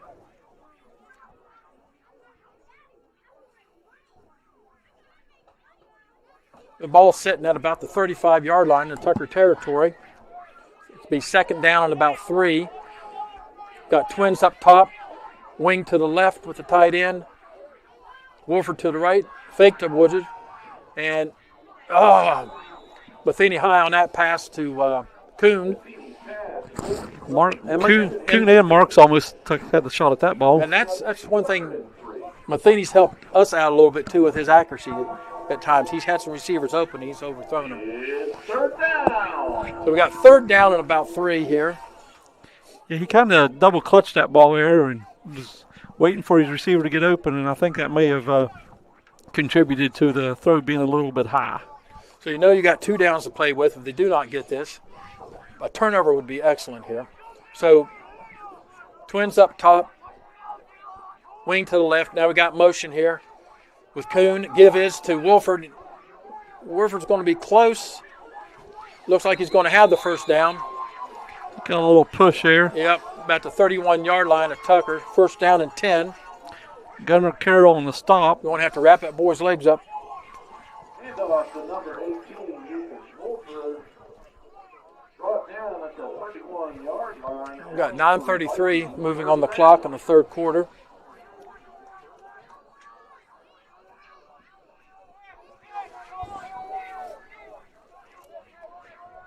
So Kuhn and Bobo up on top. Wing left, tight left.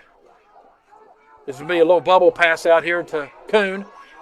Kuhn's got a little bit on the outside and probably bring it back inside. He's going to be taken out of bounds by Caden Arnold. Yeah, Sam Marks helped their assist on that tackle. It's going to be about a gain of 6. Let's give it. Yeah. So it's going to be 2nd and 4. So the ball is sitting at the 26-yard line. Come on, boys. Let's get a turnover here.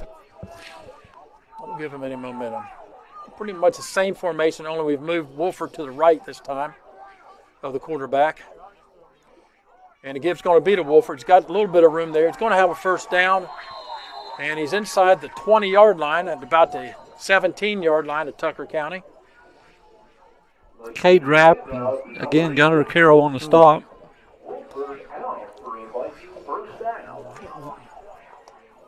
Petersburg on the move here, Whitey. A little mixing up. Yeah, they've kind of went back to that run that we've seen a lot in the first quarter.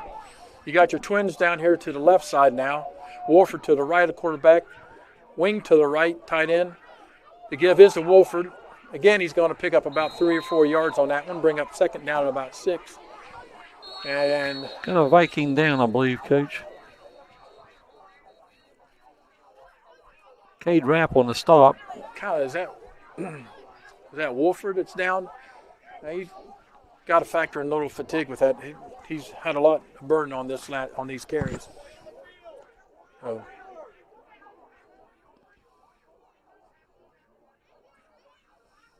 It's been tough to bring down. And Yeah. You hate to see that. Maybe he's just shucking up. like I said, he's got to be a little fatigued there. He's taking the burden on this drive.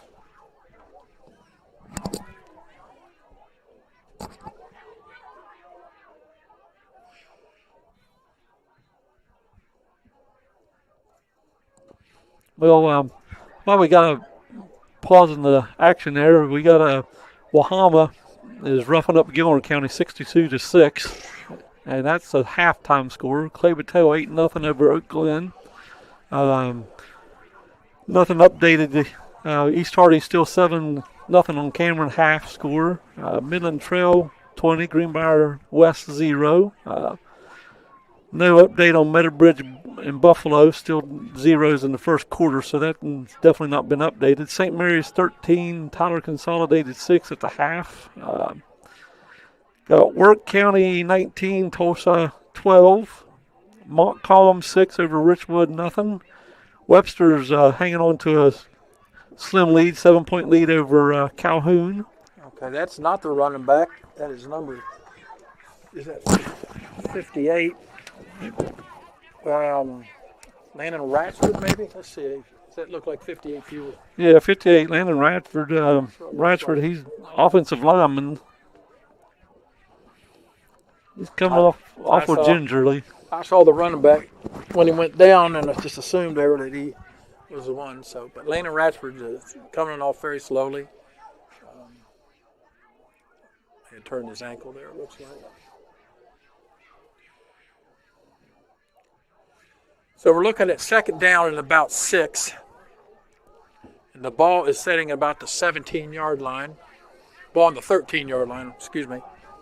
Yeah, looking at that play over, he got his leg rolled up on there. That's right, you got the replay on.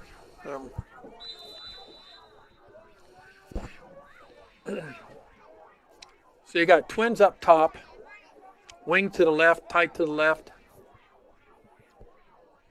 And you've got Wolford. The give is to Wolford, and this time he's bottled up back in the backfield. This time he had Cosmore on him. Gunnar Carroll. Gunnar Carroll again. Gunner's been on a lot of plays tonight. Done pretty well up there. Yeah, we've called his name along with Crossland a lot tonight. 3rd and 7. It's third down.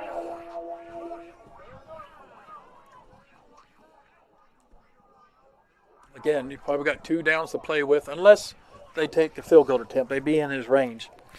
Wolford's if they want to go with that. So pretty much same formation as last time. Twins up top, wing left.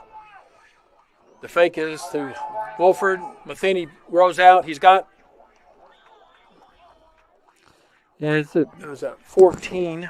incomplete. Marks was on coverage. That was the Bobo, but ball was out of bounds. Bobo made a stretch for it. But so we got 4th down now and 7, 8, long 7. I don't see the kicking team lining up there. It looks like Nope. they're going for it. Now what we got we got a timeout on the field here. Looks like Petersburg. all right, Petersburg going to take their first timeout with 7:47 to go in the 3rd quarter.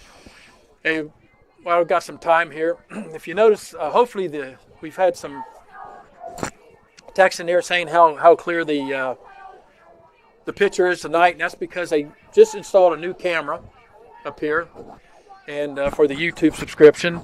And again, we thank St. George Medical Clinic for providing that subscription and camera for the season for both basketball and football, as well as our other sponsors. Again, we thank Nick Carr providing the subscription for our scoreboard, and from Main Street Partners.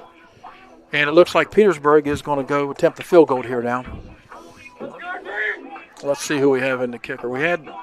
Looks like Wolford's going to make the attempt.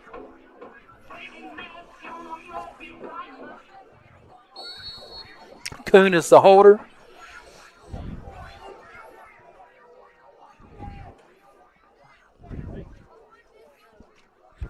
And it is straight, looks like down the middle. Yep.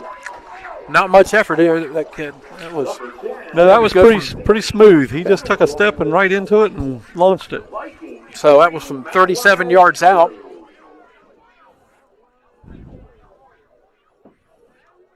And Petersburg is first on the board with 7:43 to go in the 3rd period. Looking on down the scoreboard there, we got Pocahontas 27-8 over Taggers Valley. That was a half score. And that's about all the updates. Mount View's getting beat 24-14 by Phelps, Kentucky. Not real familiar with that team, Coach. Let me take care of a few more patrons here. Ace Aggregates, B&J's Family Diner, Blackwater Insurance Group, Elkins Physical Therapy, Elsewhere Salon, GS Millwork, Hinchcliffe Products, Lance Plumbing, Louis Links, Mountain Valley Bank, Mr. Pizza, Pixie Planters, Riccatelli Lumber, and United Financial Center. And we're ready for the kickoff after the field goal by Wolford. And, get on it. No. I believe that was... It skipped off one of our players. It was a line drive, and then we couldn't pounce on it. Petersburg's going to... Yeah, skipped right off the bottom with his foot. Yeah. And then we couldn't get on it. And so Petersburg's going to take over after the muff at the 41-yard line of Tucker County in their territory. And this is really big here to stop. We've played pretty well defensively. We've tightened up every time we've needed to. Hopefully this is another one of those times. Twins up to the top, wing left. And the give is to Wolford. He's got some room. We got him. Face mask there. Is that what they had? I think it was as incidental as it could come, but we did get the face mask there. Or at least that's what I saw. It could be something else, but I did see the head. There's 2 flags down here. The head jerked around as he was running by. Okay, so maybe saw 2, saw 1. Personal foul, face foul, defense, 51, first down. Well, that's a 15-yard face mask penalty, and it's going to move the sticks up around the. Whew. about the 23-yard line.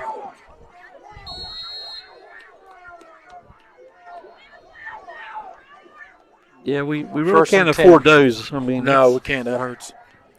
Come on, let's get a turnover here.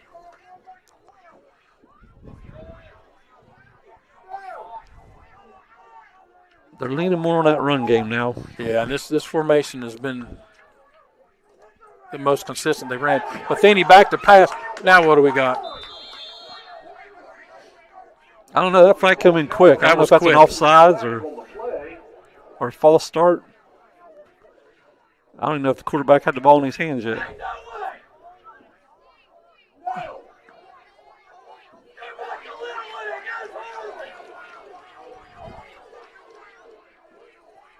Personal foul, face mask. What? 51 defense. What is going on?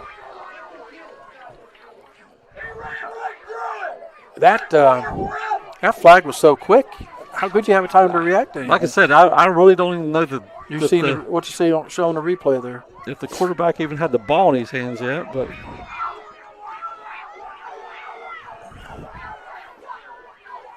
Oh, that's terrible. I did not see a face mask there at all. I don't know what he's seeing, but That's crazy.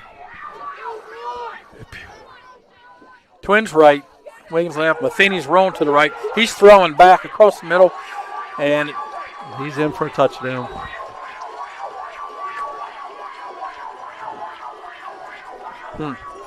That was number one Holderman. Alex Holderman on the reception.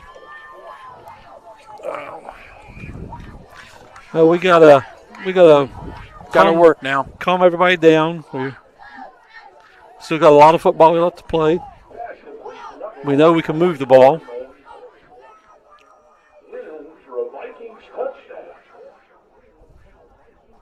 His knee was down. Didn't see Then, nothing. I was Oh, watching that play. that face mask. I truly don't see anything there. Wolford in for the extra point.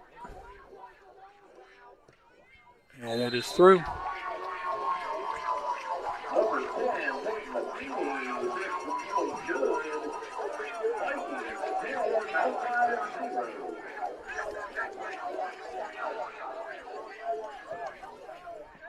I'd say that scoring drive had a little assist on it, not to be Yeah, it's a homer here. But yeah, it's that one's a little tough. I mean, it was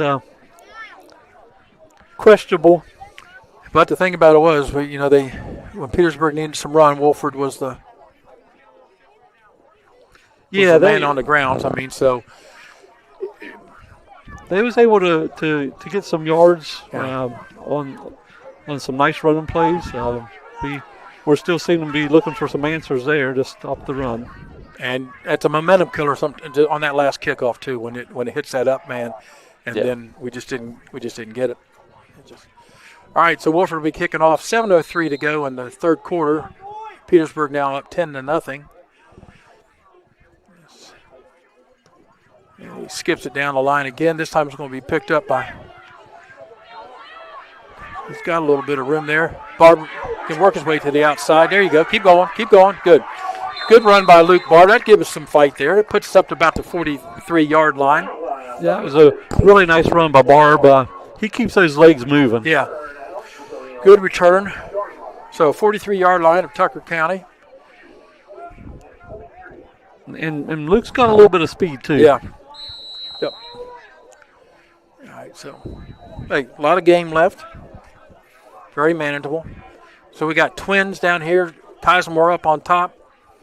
And we got split backfield. Barb and Rapp. And the give is the Barb and this. No. Oh. Whew. I'm not sure if that was designed to be a pass. But thank goodness none of our linemen went downfield. Yeah, absolutely. And almost completed that thing, too. So he improvised. Didn't lose any yards. Yeah, we could have we was back about 20 yards there at one time. And again, that snap was just got to put a little more oomph on that. Yeah, again, as you'd said earlier, that sets the pace for the rest of the play. And Cosmore up on top, Eichelberger and Arnold down below. Wrap up on the is up back and then Barb to the left. Snap that daggone thing back there. Thank you. All right, Marks is rolling out to his left a little, and he's got Arnold on the catch, and he's out of bounds. nice catch there. And that'll be a first down, a much-needed first down into Petersburg territory. The ball's going to be spotted at about the 43-yard line of Petersburg.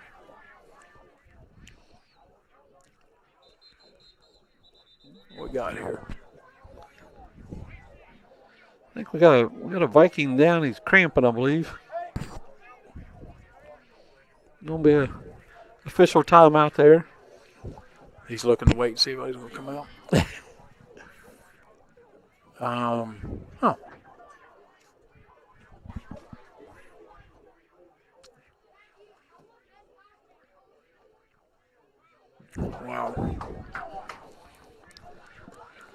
Wow. Looking at some local scores here, we got Philip Barber 42-0 over East Fairmont. Pendleton 27-14 over Moorfield.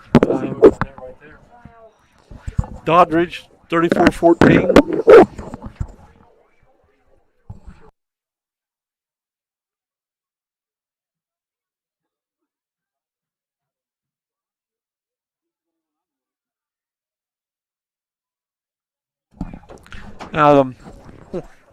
Again, Doddridge 34-14 over Lincoln. Some of the double-A scores around the area. Lewis County looking to pick up a win, 13-7 over Berkeley Springs. What's Frankfurt doing tonight? I'll tell you, they had a big win against Herbert Hoover last week. I watched that one on Metro News there. Hey, we got first down at 10. Ball's at the 43-yard line in Petersburg territory. You've got Twins down below, single up on top. Looks like Cosmore in the backfield this time. And they give this to Cosmore. And again, that's tough when it was a low snap. It just disrupts the timing. Second down and 10.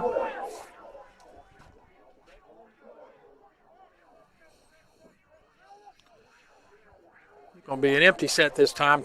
Twins to the right. Single up on top. Better. And he's stepped right into that one. Just a little off target there. He had Barb open for a minute. Yep. Going to bring up a third down and 10.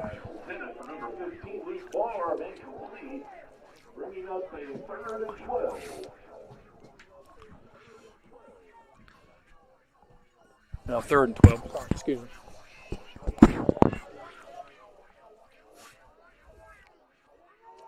Got Rapp, Arnold, and Barb down below. Cosmore and Eichelberger on top. Eichelberger now comes in motion to the right. And there's a snap again. He's got pressure. Oh.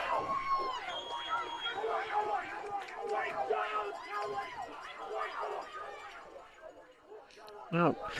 Got a lot of pressure on him here. He did, and it got his arm right as he was releasing it. Now we got 4th down and 12.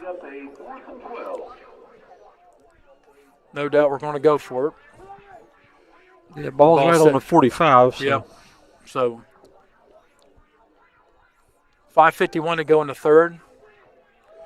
You got Arnold and Barb down below. Casimir and Eichelberger up on top. Twins right, twins left. Wrap to the left of Marks. Here comes Eichelberger again. Motion to the right. The snap's good this time. He's got him right there. Good comeback move by Arnold on back shoulder. Yeah, we probably got away with a holding on that play, but that's okay. No. We've been on the wrong end of a couple of them Yes, tonight. we have. So that brings up a first down. Much needed first down on the 30-yard line, Petersburg, with 5:41 to go. Man, let's get a score here. Yeah, it puts us in a good position Yep. here.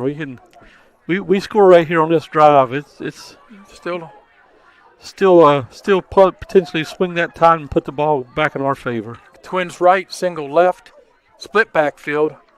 The give is the Barb on the cross. He's not going to pick up much, maybe one. What in the world is going on? Well, a little wrestle for the ball there, and I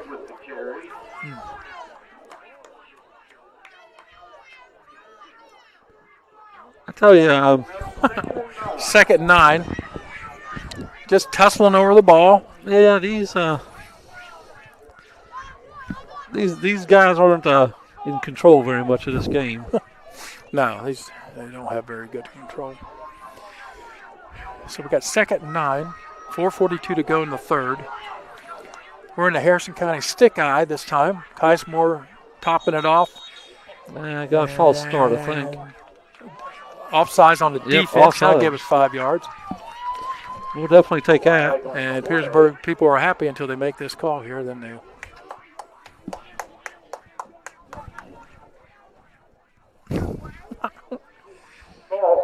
Encroachment, defense.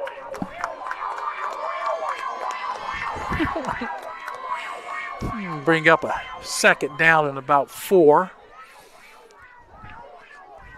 We're on the ball, ready to go. Can you see White? Yeah, I'm good. Okay. Yeah, I'm good. Stick eye again. Now what? Got timeout Petersburg. That's our second. We didn't use I don't think we used a timeout in the first half at all. They're on their second timeout with 4:35 to go in the third period here. Yeah, you like to have 2 at least going into the fourth quarter because you just never know what you're going to need. And so far, we were able to keep all 3 of ours going into the fourth. And it'd be good to know that they're only going to be able to stop that clock one time if they need it.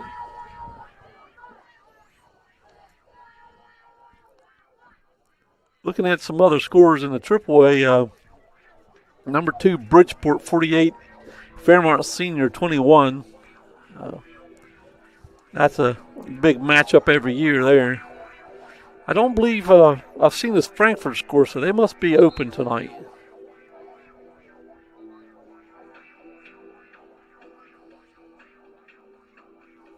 I was looking to see if there was a score for our neighbors over in Randolph County, and I don't see that one either.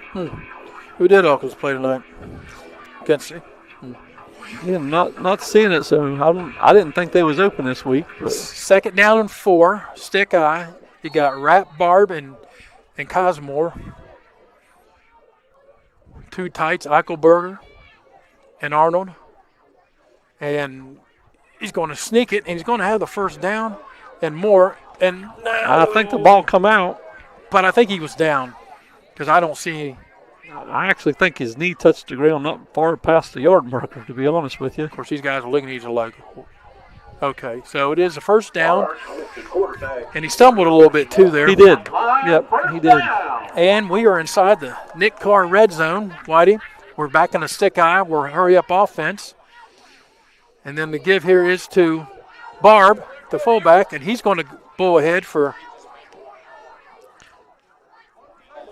Tell you what, they're definitely trying to strip the ball. Yeah, and they're not.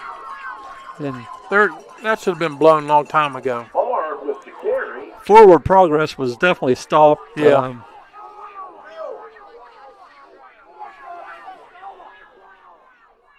I don't like this, White. I'll be daggone. He had already had stopped progress and was pushing him back.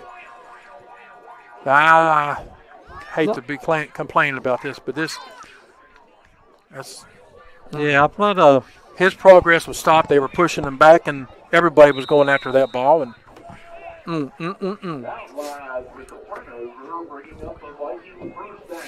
that's crazy.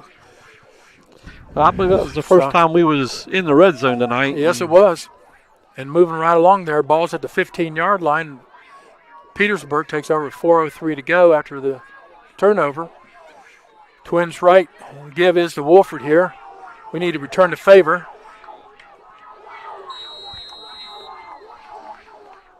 Get this ball back or stop them on down is what we need to do. Barb and Cosmore there on the stop. And they're fired up, too. They're fired up on that one. They got over there. And 3:56 to go on the stop clock. 2nd and 8. Wow. This has been a tough one on the call side, that's for sure tonight. Definitely hasn't bounced our way. And you got to coach your kids to try to keep that out of their head, but it's tough for them. Got twins right, wing to the left. The give is the 2. It's that Tawny. And good job by number 2 for us. Yeah, Branson Hire stretched that out real well. Mm-hmm. And then that allowed, I believe it was Eichelberger to clean it up from the backside. Branson's one of those kids for 9th grade, man, has stepped up really well. So we got 3rd down and about 7. It's 3rd down. Ball's on the 19-yard line. This is big for us. Too many times you see a young one, they want to cut in on that, or and he strung it out right down the line. All right, got sort of a trips here to the left with Petersburg, wing to the right. Nobody in the backfield. Matheny kind of rolls, and he's just going to throw it up, and he completed it. Marks and they're going to give him the progress. Is it going to be 4th down? Cosmore. Looks like he's a yard short on this far side. If you go by the far side official, he's yard and a half short. The official down here is giving him the 1st down. If he watches, that's not right. 4th and inches. No. They didn't measure that. Yeah, but like I said, the far side official was walking down the 25-yard line. Well, what is it? 4th down or 1st down? These you can't do. They're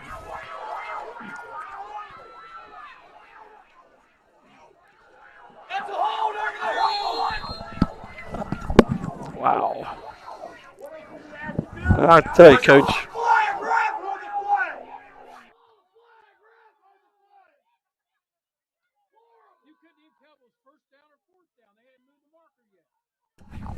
Sorry, wait. I'm trying to get some clarification on it. They hadn't even moved the marker yet. You couldn't tell if it was. Well, that's what I was getting ready to say. They allowed the play. Of course, Petersburg obviously wanted to take advantage of the situation, and they snapped the ball in a hurry. Yeah, they did. But they didn't even have the stick set yet. And that's what I was saying earlier. These guys have no control of this game currently, and that's really sad to see for the kids. Give is the Wolford. He's going to be snuffed out there.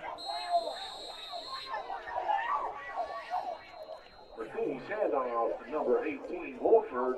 Now, similar play that we was just caught up in just moments ago, they stopped the forward progress on this one and marked the ball. Right.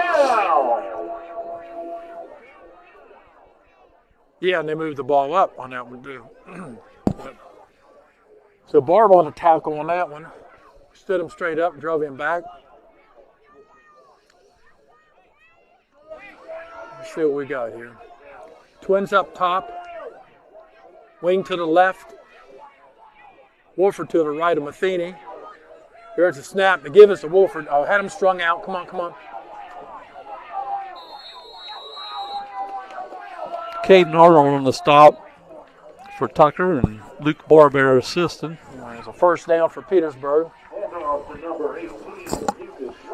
Minute 21 to go in the 3rd quarter. We need to get out of this quarter without any Petersburg getting anything else. Yeah, if we can get out of here, like you said, without allowing them to score, that's going to be huge. Hopefully then we can get a turnover, take the ball down the field, and put at least 6 or 7 on the board for us. 1st and 10 at the 37 of Petersburg. Jet sweep there. Wasn't much of a sweep. Oh, there was a block in the back. Yeah. Not even going to get a yard on that. And tackled by. Sad part was it was right in front of the white hat. Yeah. It's Evan Tawney on the carry. And he was tackled by Branson Hire. He was having a decent second half here. They're playing hard. Playing well for anybody, but especially for a freshman. We're playing good football. with Yeah. just on the bad side of some mistakes. We've had some mistakes, and the ball hasn't bounced our way a few times, and that includes a few calls. So we got double wing here for Petersburg. Nobody in the backfield with Matheny. Here comes the motion. That's a Matheny's going keeper. to carry it. He got a lot of room. I hope that's a holding. I do too, because that's coming back. Got 2 flags on it. Yeah. Still good hustle down there by Arnold and Kazimor and Eichelberger, but bring that thing back. Bring it back. Or maybe, yeah.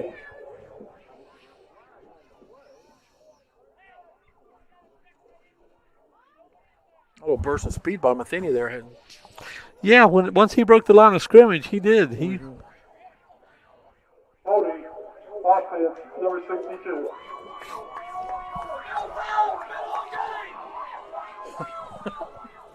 You can hear some of the Tucker fans there. They're not being too shy about how they feel about the calls tonight. Oh, it's going to bring up about 2nd down and 20. Push that ball back to the 30-yard line of Petersburg. 24 seconds to go in this quarter. Running clock. And I'd say Petersburg's just going to let her run. Yeah, there's exactly 1 second difference in the Yep. to their good, so they can let it run out.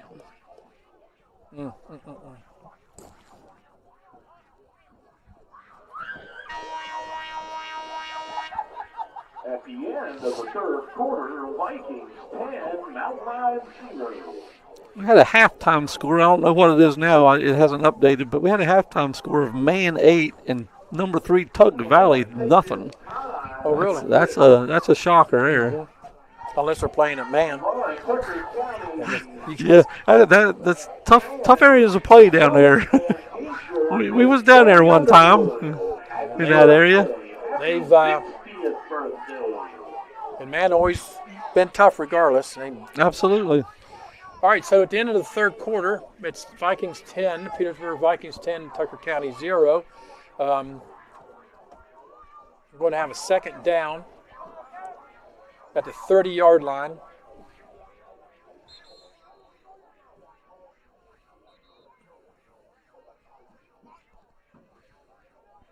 It'll be 2nd and 19 at the 30-yard line of Petersburg.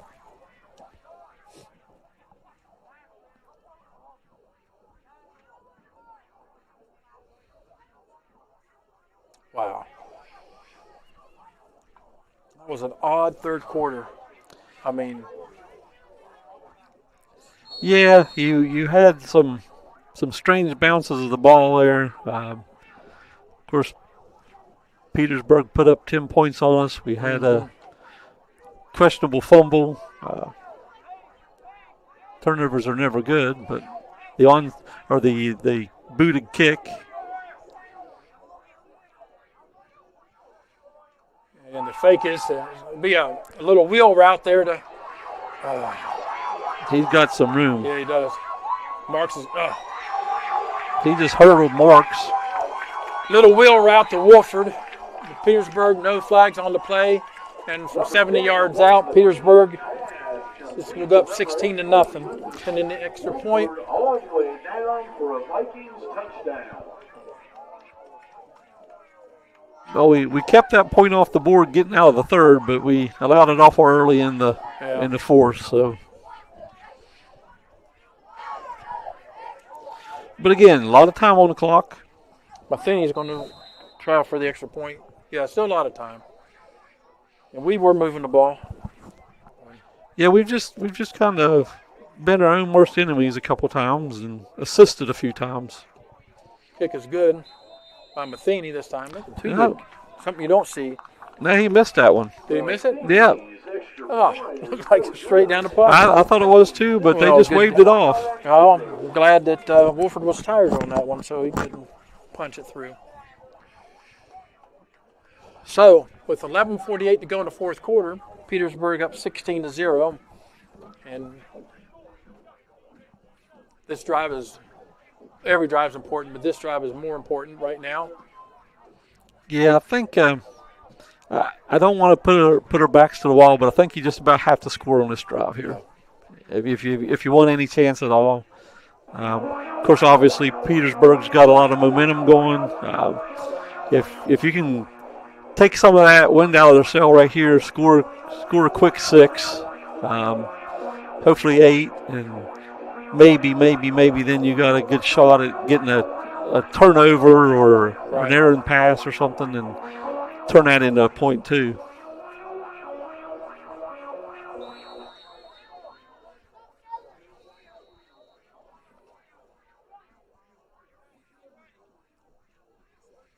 Looks like Wolford's going to kick off.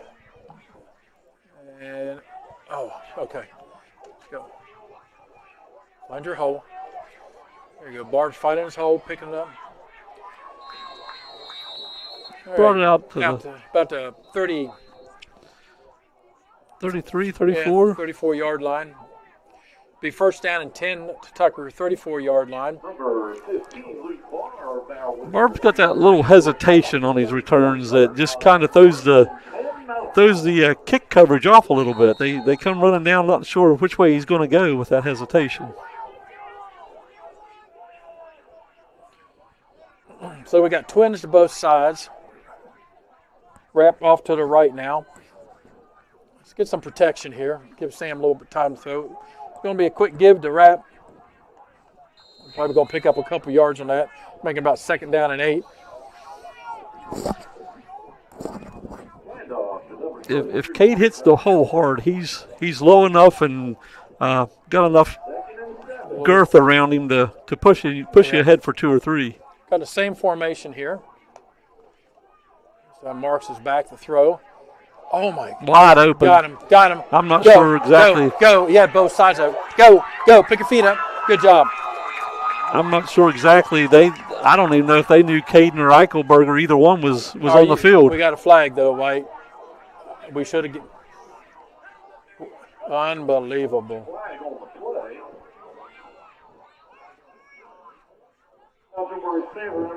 Unbelievable.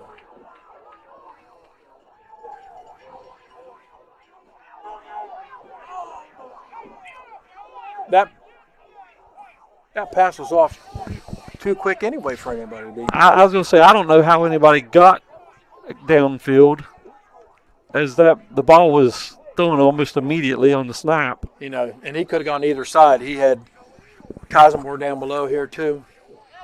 And, you know, if it was close, that was thrown by the middle judge. He's not looking down the line. No.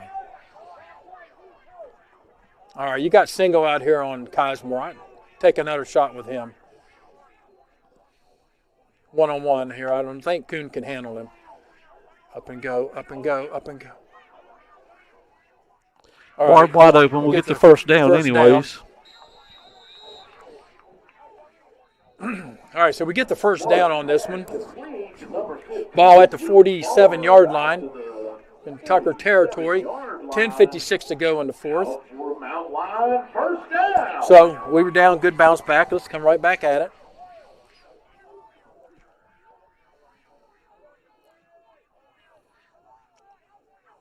Twins to both sides. Rapp now steps off to the right.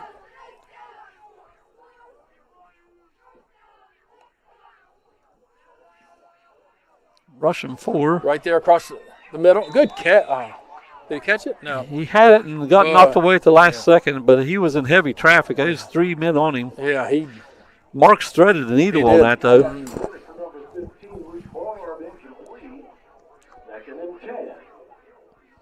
Actually, the first thought in my mind was, why'd you throw that? But he got it in there. He did. 2nd down and 10. Ball at the 47. This time you got trips to the right, Barb below. Cosmore working his way down the sidelines. Come on, Sam. Sam, there's nobody. No, don't. I'm not sure if they're going to call that outside the tackle box. Obviously not, because they just threw the flag down. Yeah. Flag on the play.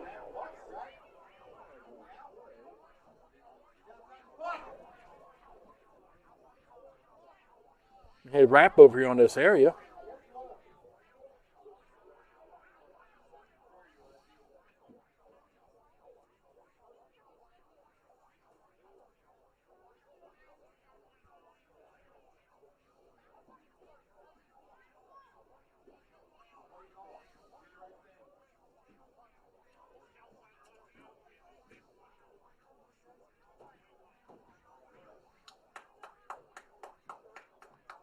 And they're waving the flag off. No flag on play. 2nd and 10. After a discussion there.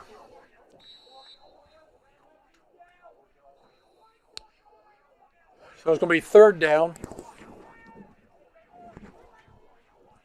and 10. Come on, boys, let's get this back. Eichelberger in motion. We're sending him again. Find him. Right there he is.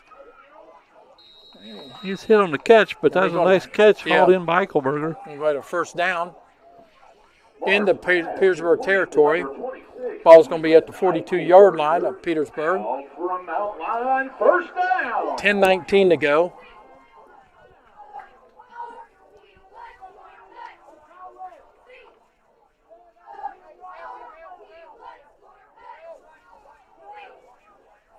Got trips down below. Got Barb, Arnold, and Eichelberger. Cosmore to the top. Wrap to the left. Mark's going to give to Wrap. And they're going to push him forward there for a few yards. He's going to pick up about 4 yards on that. So it'll be 2nd down and 4. Now, last time we did this, we got 4 yards. We had a good pass after this. Let's see if we get. We're quick on the ball. Same formation. Hurry up.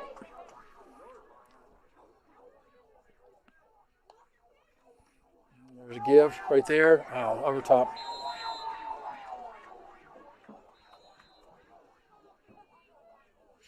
Well, yeah, ball meant for Eichelberg, just a little bit tall. Yeah. Got 2 downs to play with here. Need to get this first one.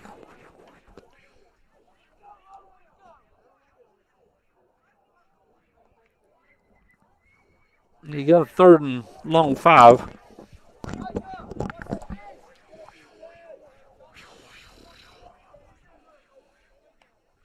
Good snap.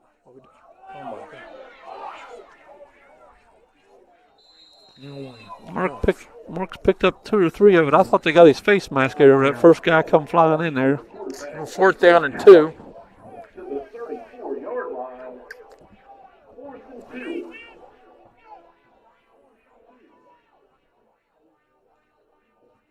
Yeah. We got Barb and Wrap in the backfield. Or is that Cosmore? Yeah, Cosmore. That's Cosmore in the backfield. With Wrap. Twins to the top, single to left. Give us to Cosmore. I believe he's got it He's by got- the far He's got the side first there. down from the judge over there. Tell you what, I don't like the spot from our close side judge, though. He's Well, about a yard off. They are motioning 1st down. let's see if we can get the marker set this time. We'll be able to write down. Number 13, Reed Cosmore out from outline. 1st down. Okay, so the ball's sitting at the 31-yard line of Petersburg. And 9:04 to go. We do need to score this drive.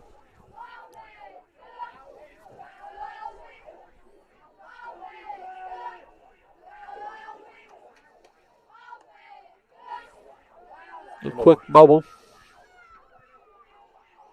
It's all over that. Going to lose a couple on that one, looks like.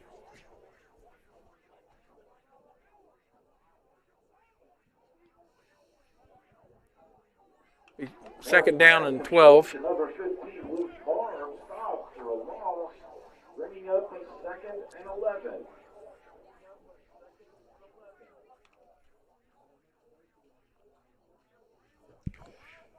Got twins to both sides. Stacked twins. Tight man. Give us a wrap. Nice He's got some hole. room this time. Oh, Ball no. ball on the turf. It's down. It's down. They're calling it down. They're calling it down. Let me bring up 3rd down and 7. Got 7:54 on the turning clock. Time is quickly becoming not our friend.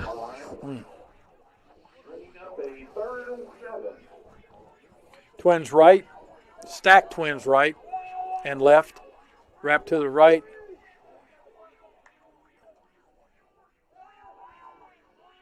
Oh. Ball was tipped a couple times there. Arnold almost came down with it. We'll bring up a 4th down and 7.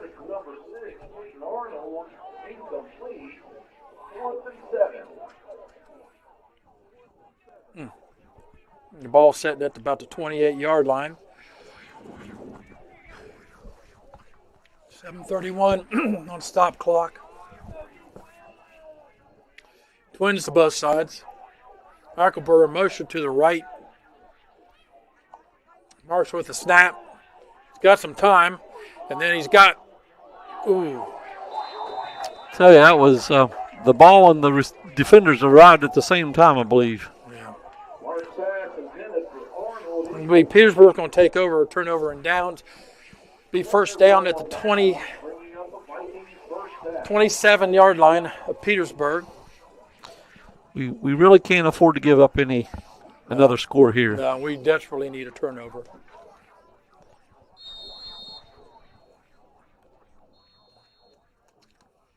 Let's see. Petersburg keeps it on the ground here with Wolford. See what they do here.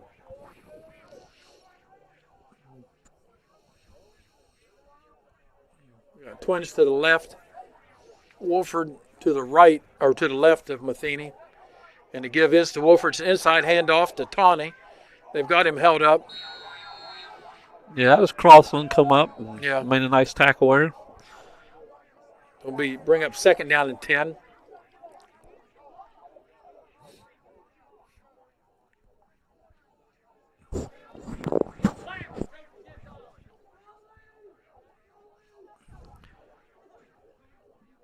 Of course, Petersburg's not in any hurry at this point. They're going to run as much clock as they possibly can.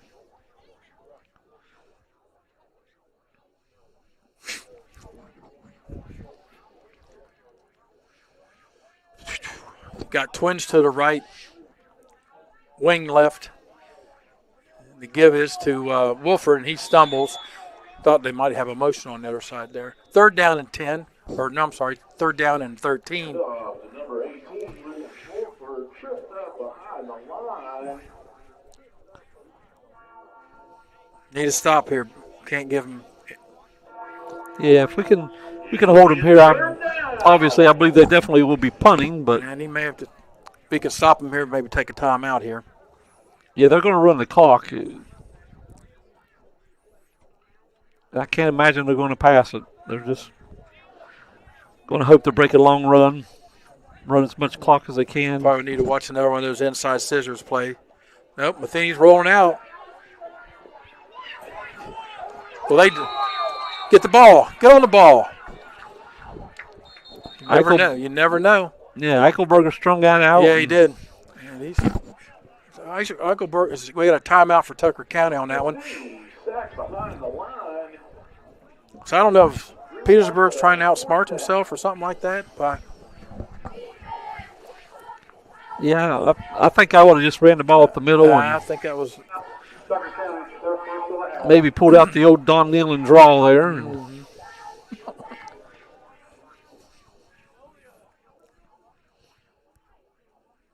So 4th down and about 20. We'll have probably Hodges or the Wolford back there to punt for Petersburg. So this are cheerleaders. Good luck at your competition tomorrow. Now we'll be back in action again next Friday night for senior night against Hampshire County. You'd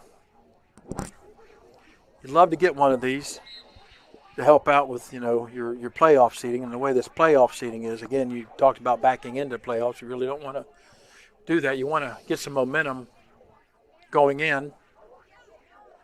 yeah, But, we definitely need to win next week. I mean, I'm not saying that we're out of the playoffs if we don't win, but it's slim.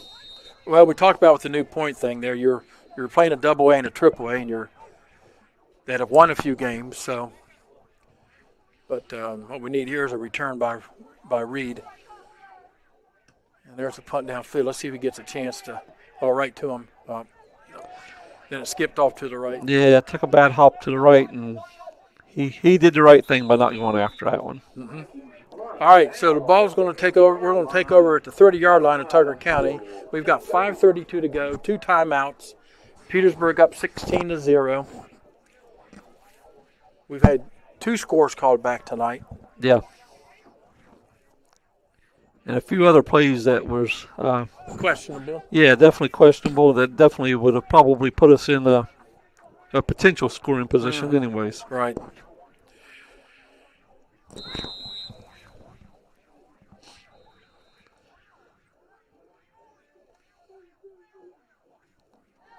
But we know we can score quick. Yes, we can, and we've shown it. Got Twins up top, Cosmore down below, Barb in the backfield with Rapp. Little sweep. I believe that's going to be a pass.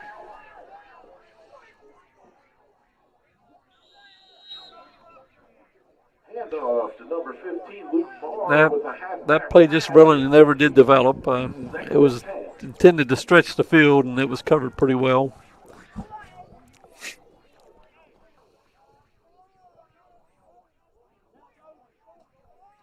We'll bring up 2nd down and 10. Ball sitting on the 30-yard line.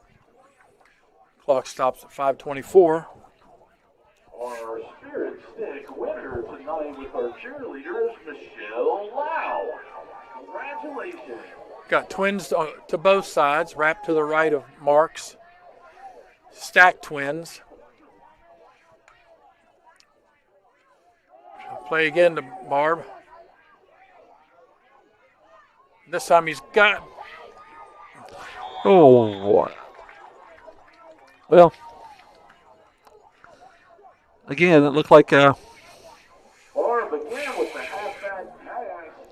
ball and the defender may have arrived at the same time there. Brings up 3rd down and 10. Clock stopped at 5:15. Just need to get get us a first down and get us some more. Touchdown would be great. Let's go.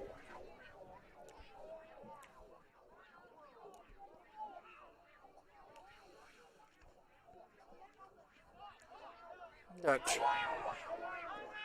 trips up to the right. I don't think we're going to get this play off, are we? Nope.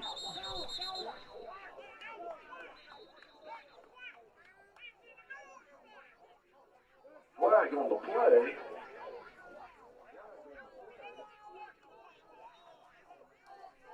I think Coach Rapp there. I think Coach Rapp is questioning the starting of the clock there.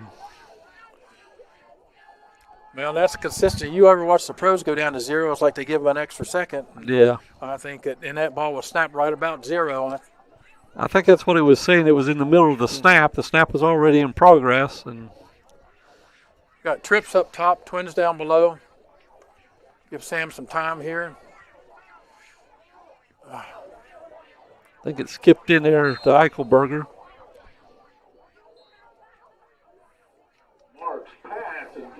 That's going to bring up 4th down and about 15. 4th and 15.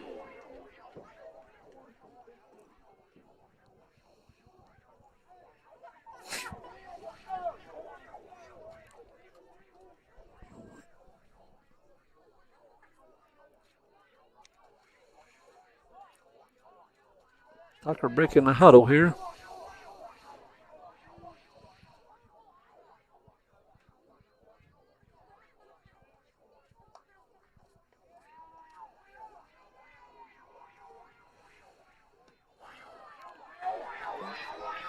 Barton made a nice catch and run. First down. We got a first down. So it's beyond the 40, so hey, we got some life. Good job from Luke keeping it going and Sam from staying with it. So first down and 10. 4:59 to go. Ball sitting at the 45-yard line. Tucker. Come on, boys.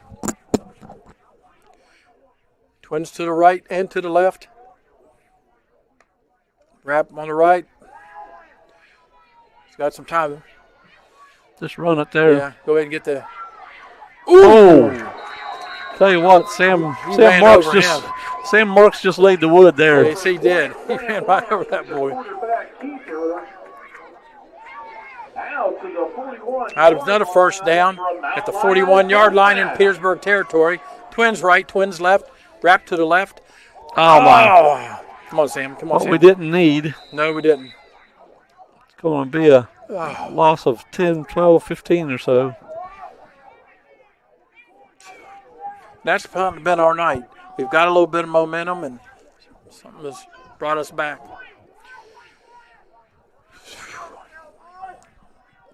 It's about 28 yards. Get some of it back here. Caden Arnold there on a nice catch and run. Now this is where they need to get this kid off him. Okay. Laying on him can be a delay of game as well as Yeah, absolutely. third down and about 12. 3:40 to go.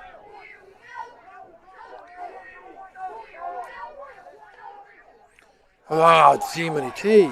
Come on. Just almost look that. Now that could be a late hit right That should there. be a late hit, and now he's. This isn't the pros. You don't have to touch them.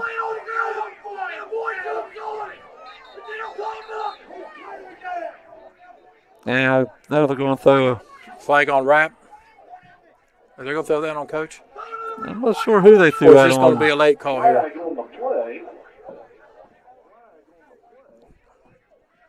The boy was down. He's down. You don't have to touch him. You don't even have to touch him. This isn't. And not only did he touch him, he dove in on him. Yes, he did. Well after the I thought he was the way signaled down. I thought the way the ref was looking, he's throwing in on Coach Rapp. Let's see. Sports the line. Number 6 on the black. Half a distance to the meter. Wow. Right look.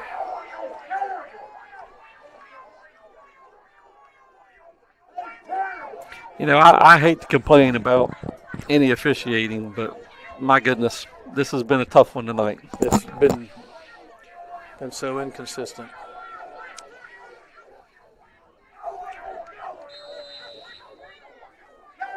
Unbelievable. 4th and forever right now.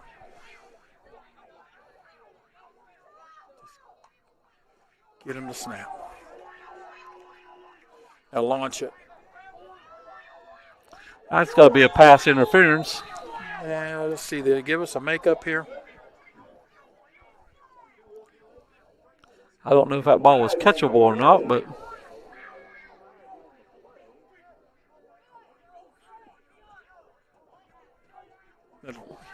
The head official's kind of looking like, you sure you want to call that? yeah, he's thinking more along the lines we probably want to get out of here. Yeah. Offensive pass interference. Our receiver was laying on the ground.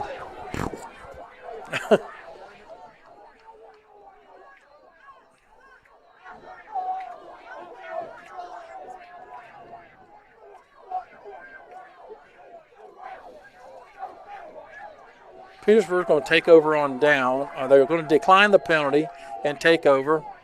Ball's going to be at the 30-yard line in Tucker County territory with 3:13 to go.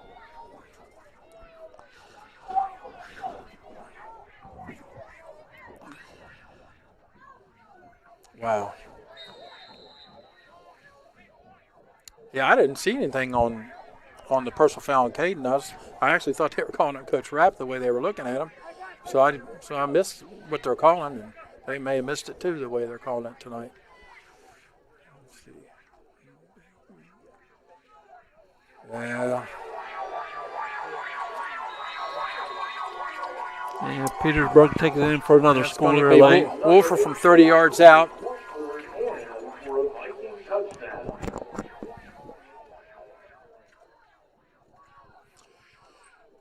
It'll be 22-0, pending the extra point here. 3:06 left. Tell two halves is definitely Yeah, I mean, about as even as it could be in the first half. yeah. Third quarter, Petersburg picked up some momentum. But throughout that quarter, we had some momentum. And just Yeah, had a few mistakes, couple penalties. things didn't go our way, and here we are. So with the extra point, Is good. Vikings it's 23, and Tucker County 0. 3:06 to go in the fourth. Whew. All right, it's just No, at this one of the point- last chances here, White. Let me get a little, pay some bills here. We thank the sponsorship of St. George Medical Clinic throughout the season and the YouTube subscription, keeping it alive for football and Tucker County basketball, as well as Nick Carr and Main Street Partners for their continued support of the subscription for our booth for our scoreboard.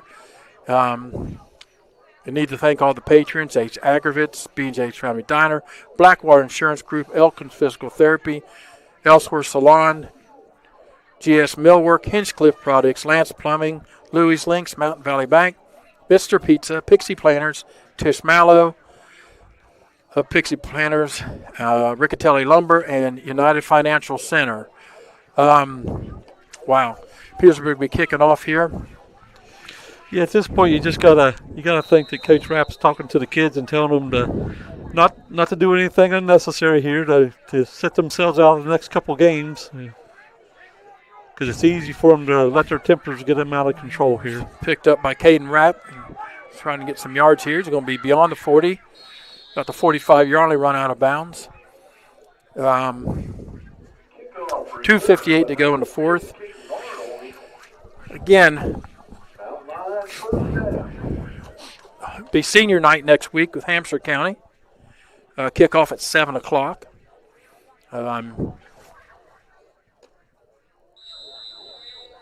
Tucker County take over first and 10 at the 45-yard line.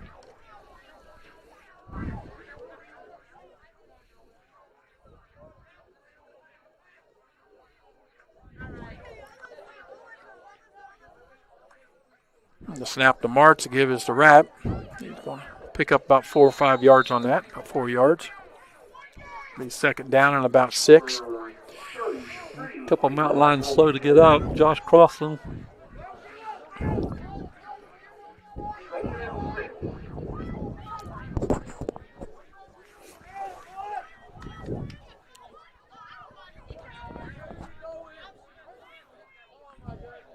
You got trips to the left. Single to the right. And give his, nope, Marks pulls it. Just going to run with it. And Got Is two it- flags down. I'm a good run by Sam Marks when they had him bottled up back there. And then laundry all over the field again because I don't know if they're going to call this like a crackback or I don't know either.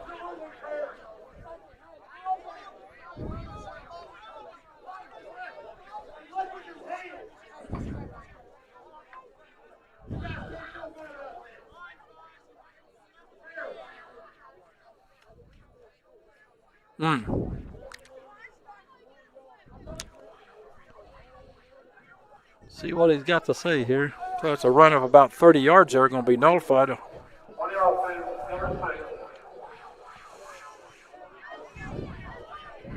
I'm assuming both of those flags were for the holding.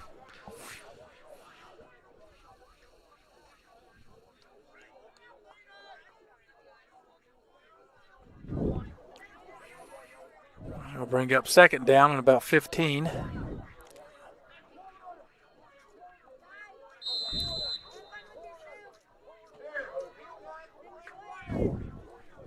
.208 to go. Mark's back. Got a little bit of time. Now he's being pressured and just gets rid of the ball. And right there.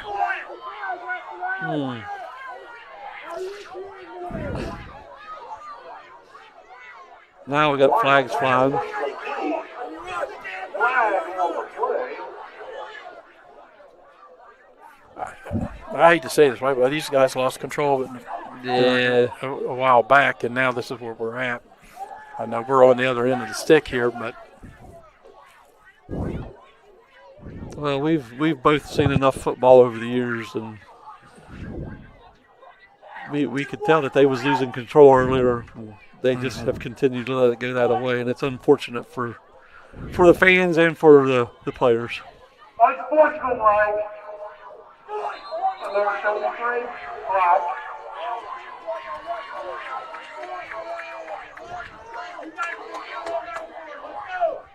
Now we got another flag flying.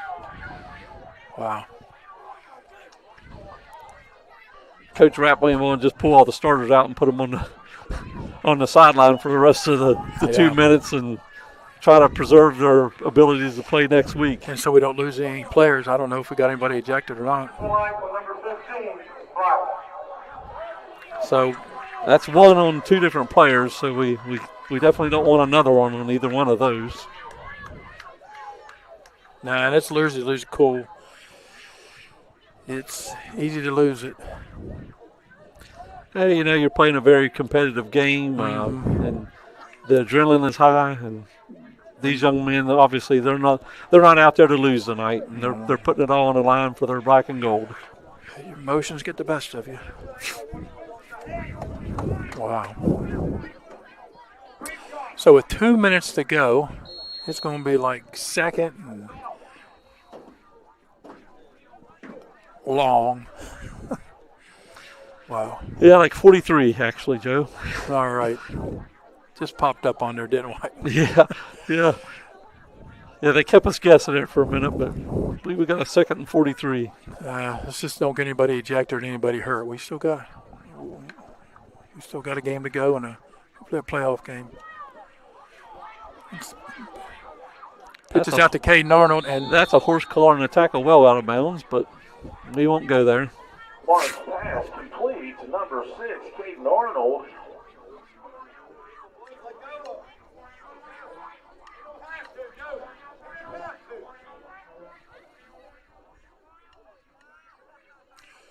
so Petersburg comes off a 3-game slide. Puts them at 6-3 in the double A. They're up to 11. So yeah, this is a big help to them going into the next week and into the playoff picture. We're going to slide back to 5-4, and we still got an opportunity to get in the postseason. We need to finish off. We can still finish off strong against Hampshire. We can regroup. There's a punt by Marks with 1:43. Well, they're kind of keeping the clock running here for some reason. 1:38, they stop it. I'm not sure why the official waited so long to stop it, but yeah, I don't know what we're. I think we got another discussion over here in the flag down. I'm thinking if I'm those guys, I'm just wanting to get out of here. Line, right 52.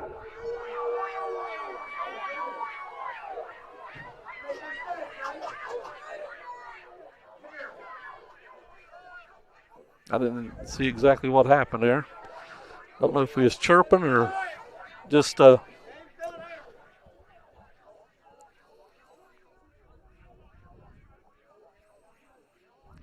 for both teams. You hate to see this type of officiating. I'm sorry, but it sets both teams up to be placed in bad positions. Yeah, where it's killed us tonight is when we've been on the bad side of a penalty. We've had some momentum, either a touchdown called back or a good run, and then it's just deflated our kids enough. And these are kids, and it affects your emotions. And Vikings will take over at the 42-yard line. So with 1:37 to go, Petersburg takes over at the 41-yard line. Number 61 in there for Tucker on the tackle. That is Jonathan Tuttle, freshman. Yep, Tuttle. Yep. And it's another kid that's going to. Caught a couple freshmen's names tonight. Yeah, that's Branson positive. Myers played a good game tonight. 9th grader there, Tuttle. Crossland's had a man game tonight. I mean, he's put a lot of been pressure everywhere. Gunnar Carroll. Yep. I mean, Eichelberger's put some pressure on that QB early on in there. So, I mean, Arnold, Cosmore, those kids been playing hard. Rapp.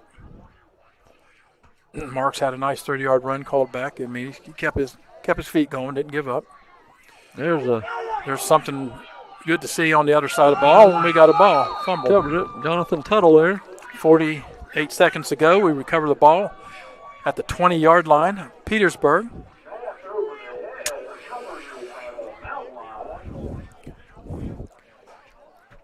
Well, White, I know, speaking for JD, we appreciate you filling in for us. Yeah, no problem. These couple games, and of Oh, course you'll be back with us. You'll be back with us next Friday, and JD will be back with us Friday, and we'll all be together there. And we'll see how a three-man team goes. yeah, we can get that victory. We can bring that victory next week. got.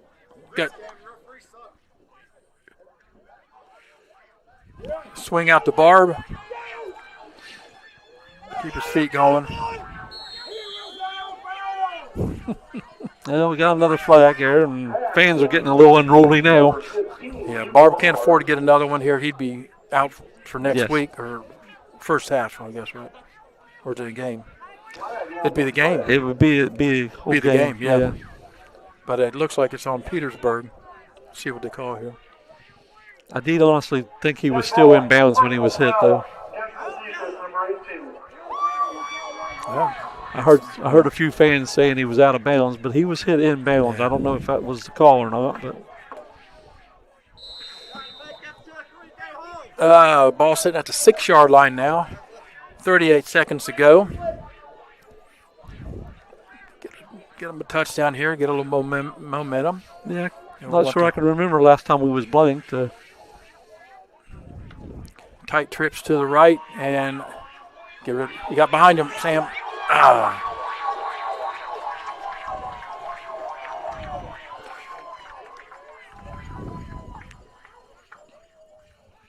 Hard to see that blind side back there. Yeah, that's just that's something that I guess over the years you feel it, you don't see it for sure. Mm-mm.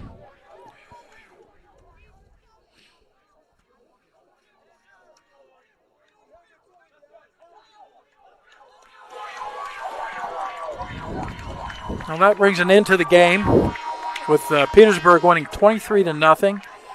Petersburg moves on to 6-3, while Tucker County drops to 5-4.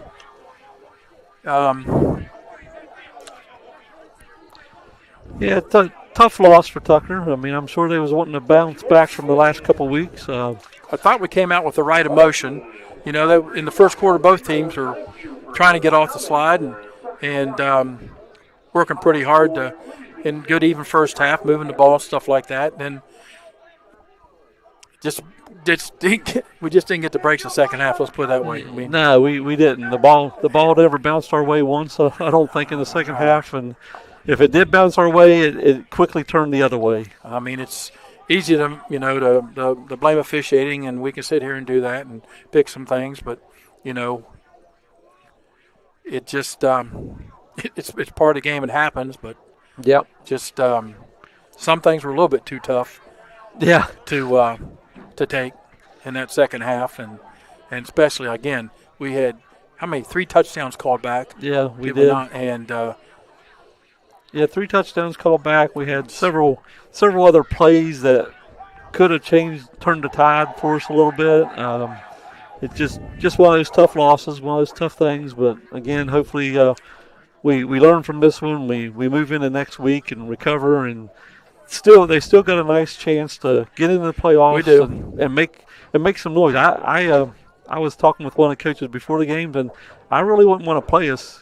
If we came in as a 9 or a 10, I wouldn't either. 11. I mean, we desperately, I think, for that sake, big game next Friday, AAA Hampshire County.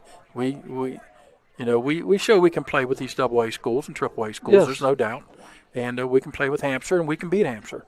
We just, and the coaches will reiterate to them, we got to regroup, guys. We got to forget this game, build on the mistakes, and let's get a victory for senior night next week. There's positives that we can build off of. We had a lot of great plays that they got called back. We for whatever reason we had some good scoring drives that sputtered out, stalled on us. And again, like you said, the first half was even. You Yeah. couldn't have got a more even first half, and could have went either way. Just second half come out and momentum, and the ball started bouncing the other way, and it's just continued. Yeah. But again, they got a lot of left to play for yet. There's still a lot to play for. Well, I will finish off here with our sponsors, and have some text here, and obviously some very, very good statements. We've got a nice team, we do, and we just got to put it together, get that first half of the season form back. Is what we need to do, and there's still time.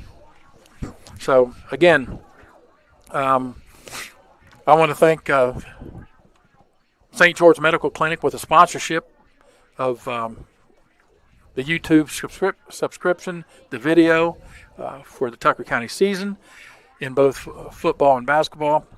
I want to thank Nick Carr for sponsorship of the scoreboard subscription that we get from him and his company, Main Street Partners. I also want to thank all the other box sponsors, Ace Aggravates, B&J's Family Diner, Black Bar Insurance Group, Elkins Physical Therapy, Elsewhere Salon, GS Millwork, Hinchcliffe Products, Lance Plumbing, Louis Links, Mountain Valley Bank, Mr. Pizza, Pixie Planners, Riccatelli Lumber Company, United Financial Center.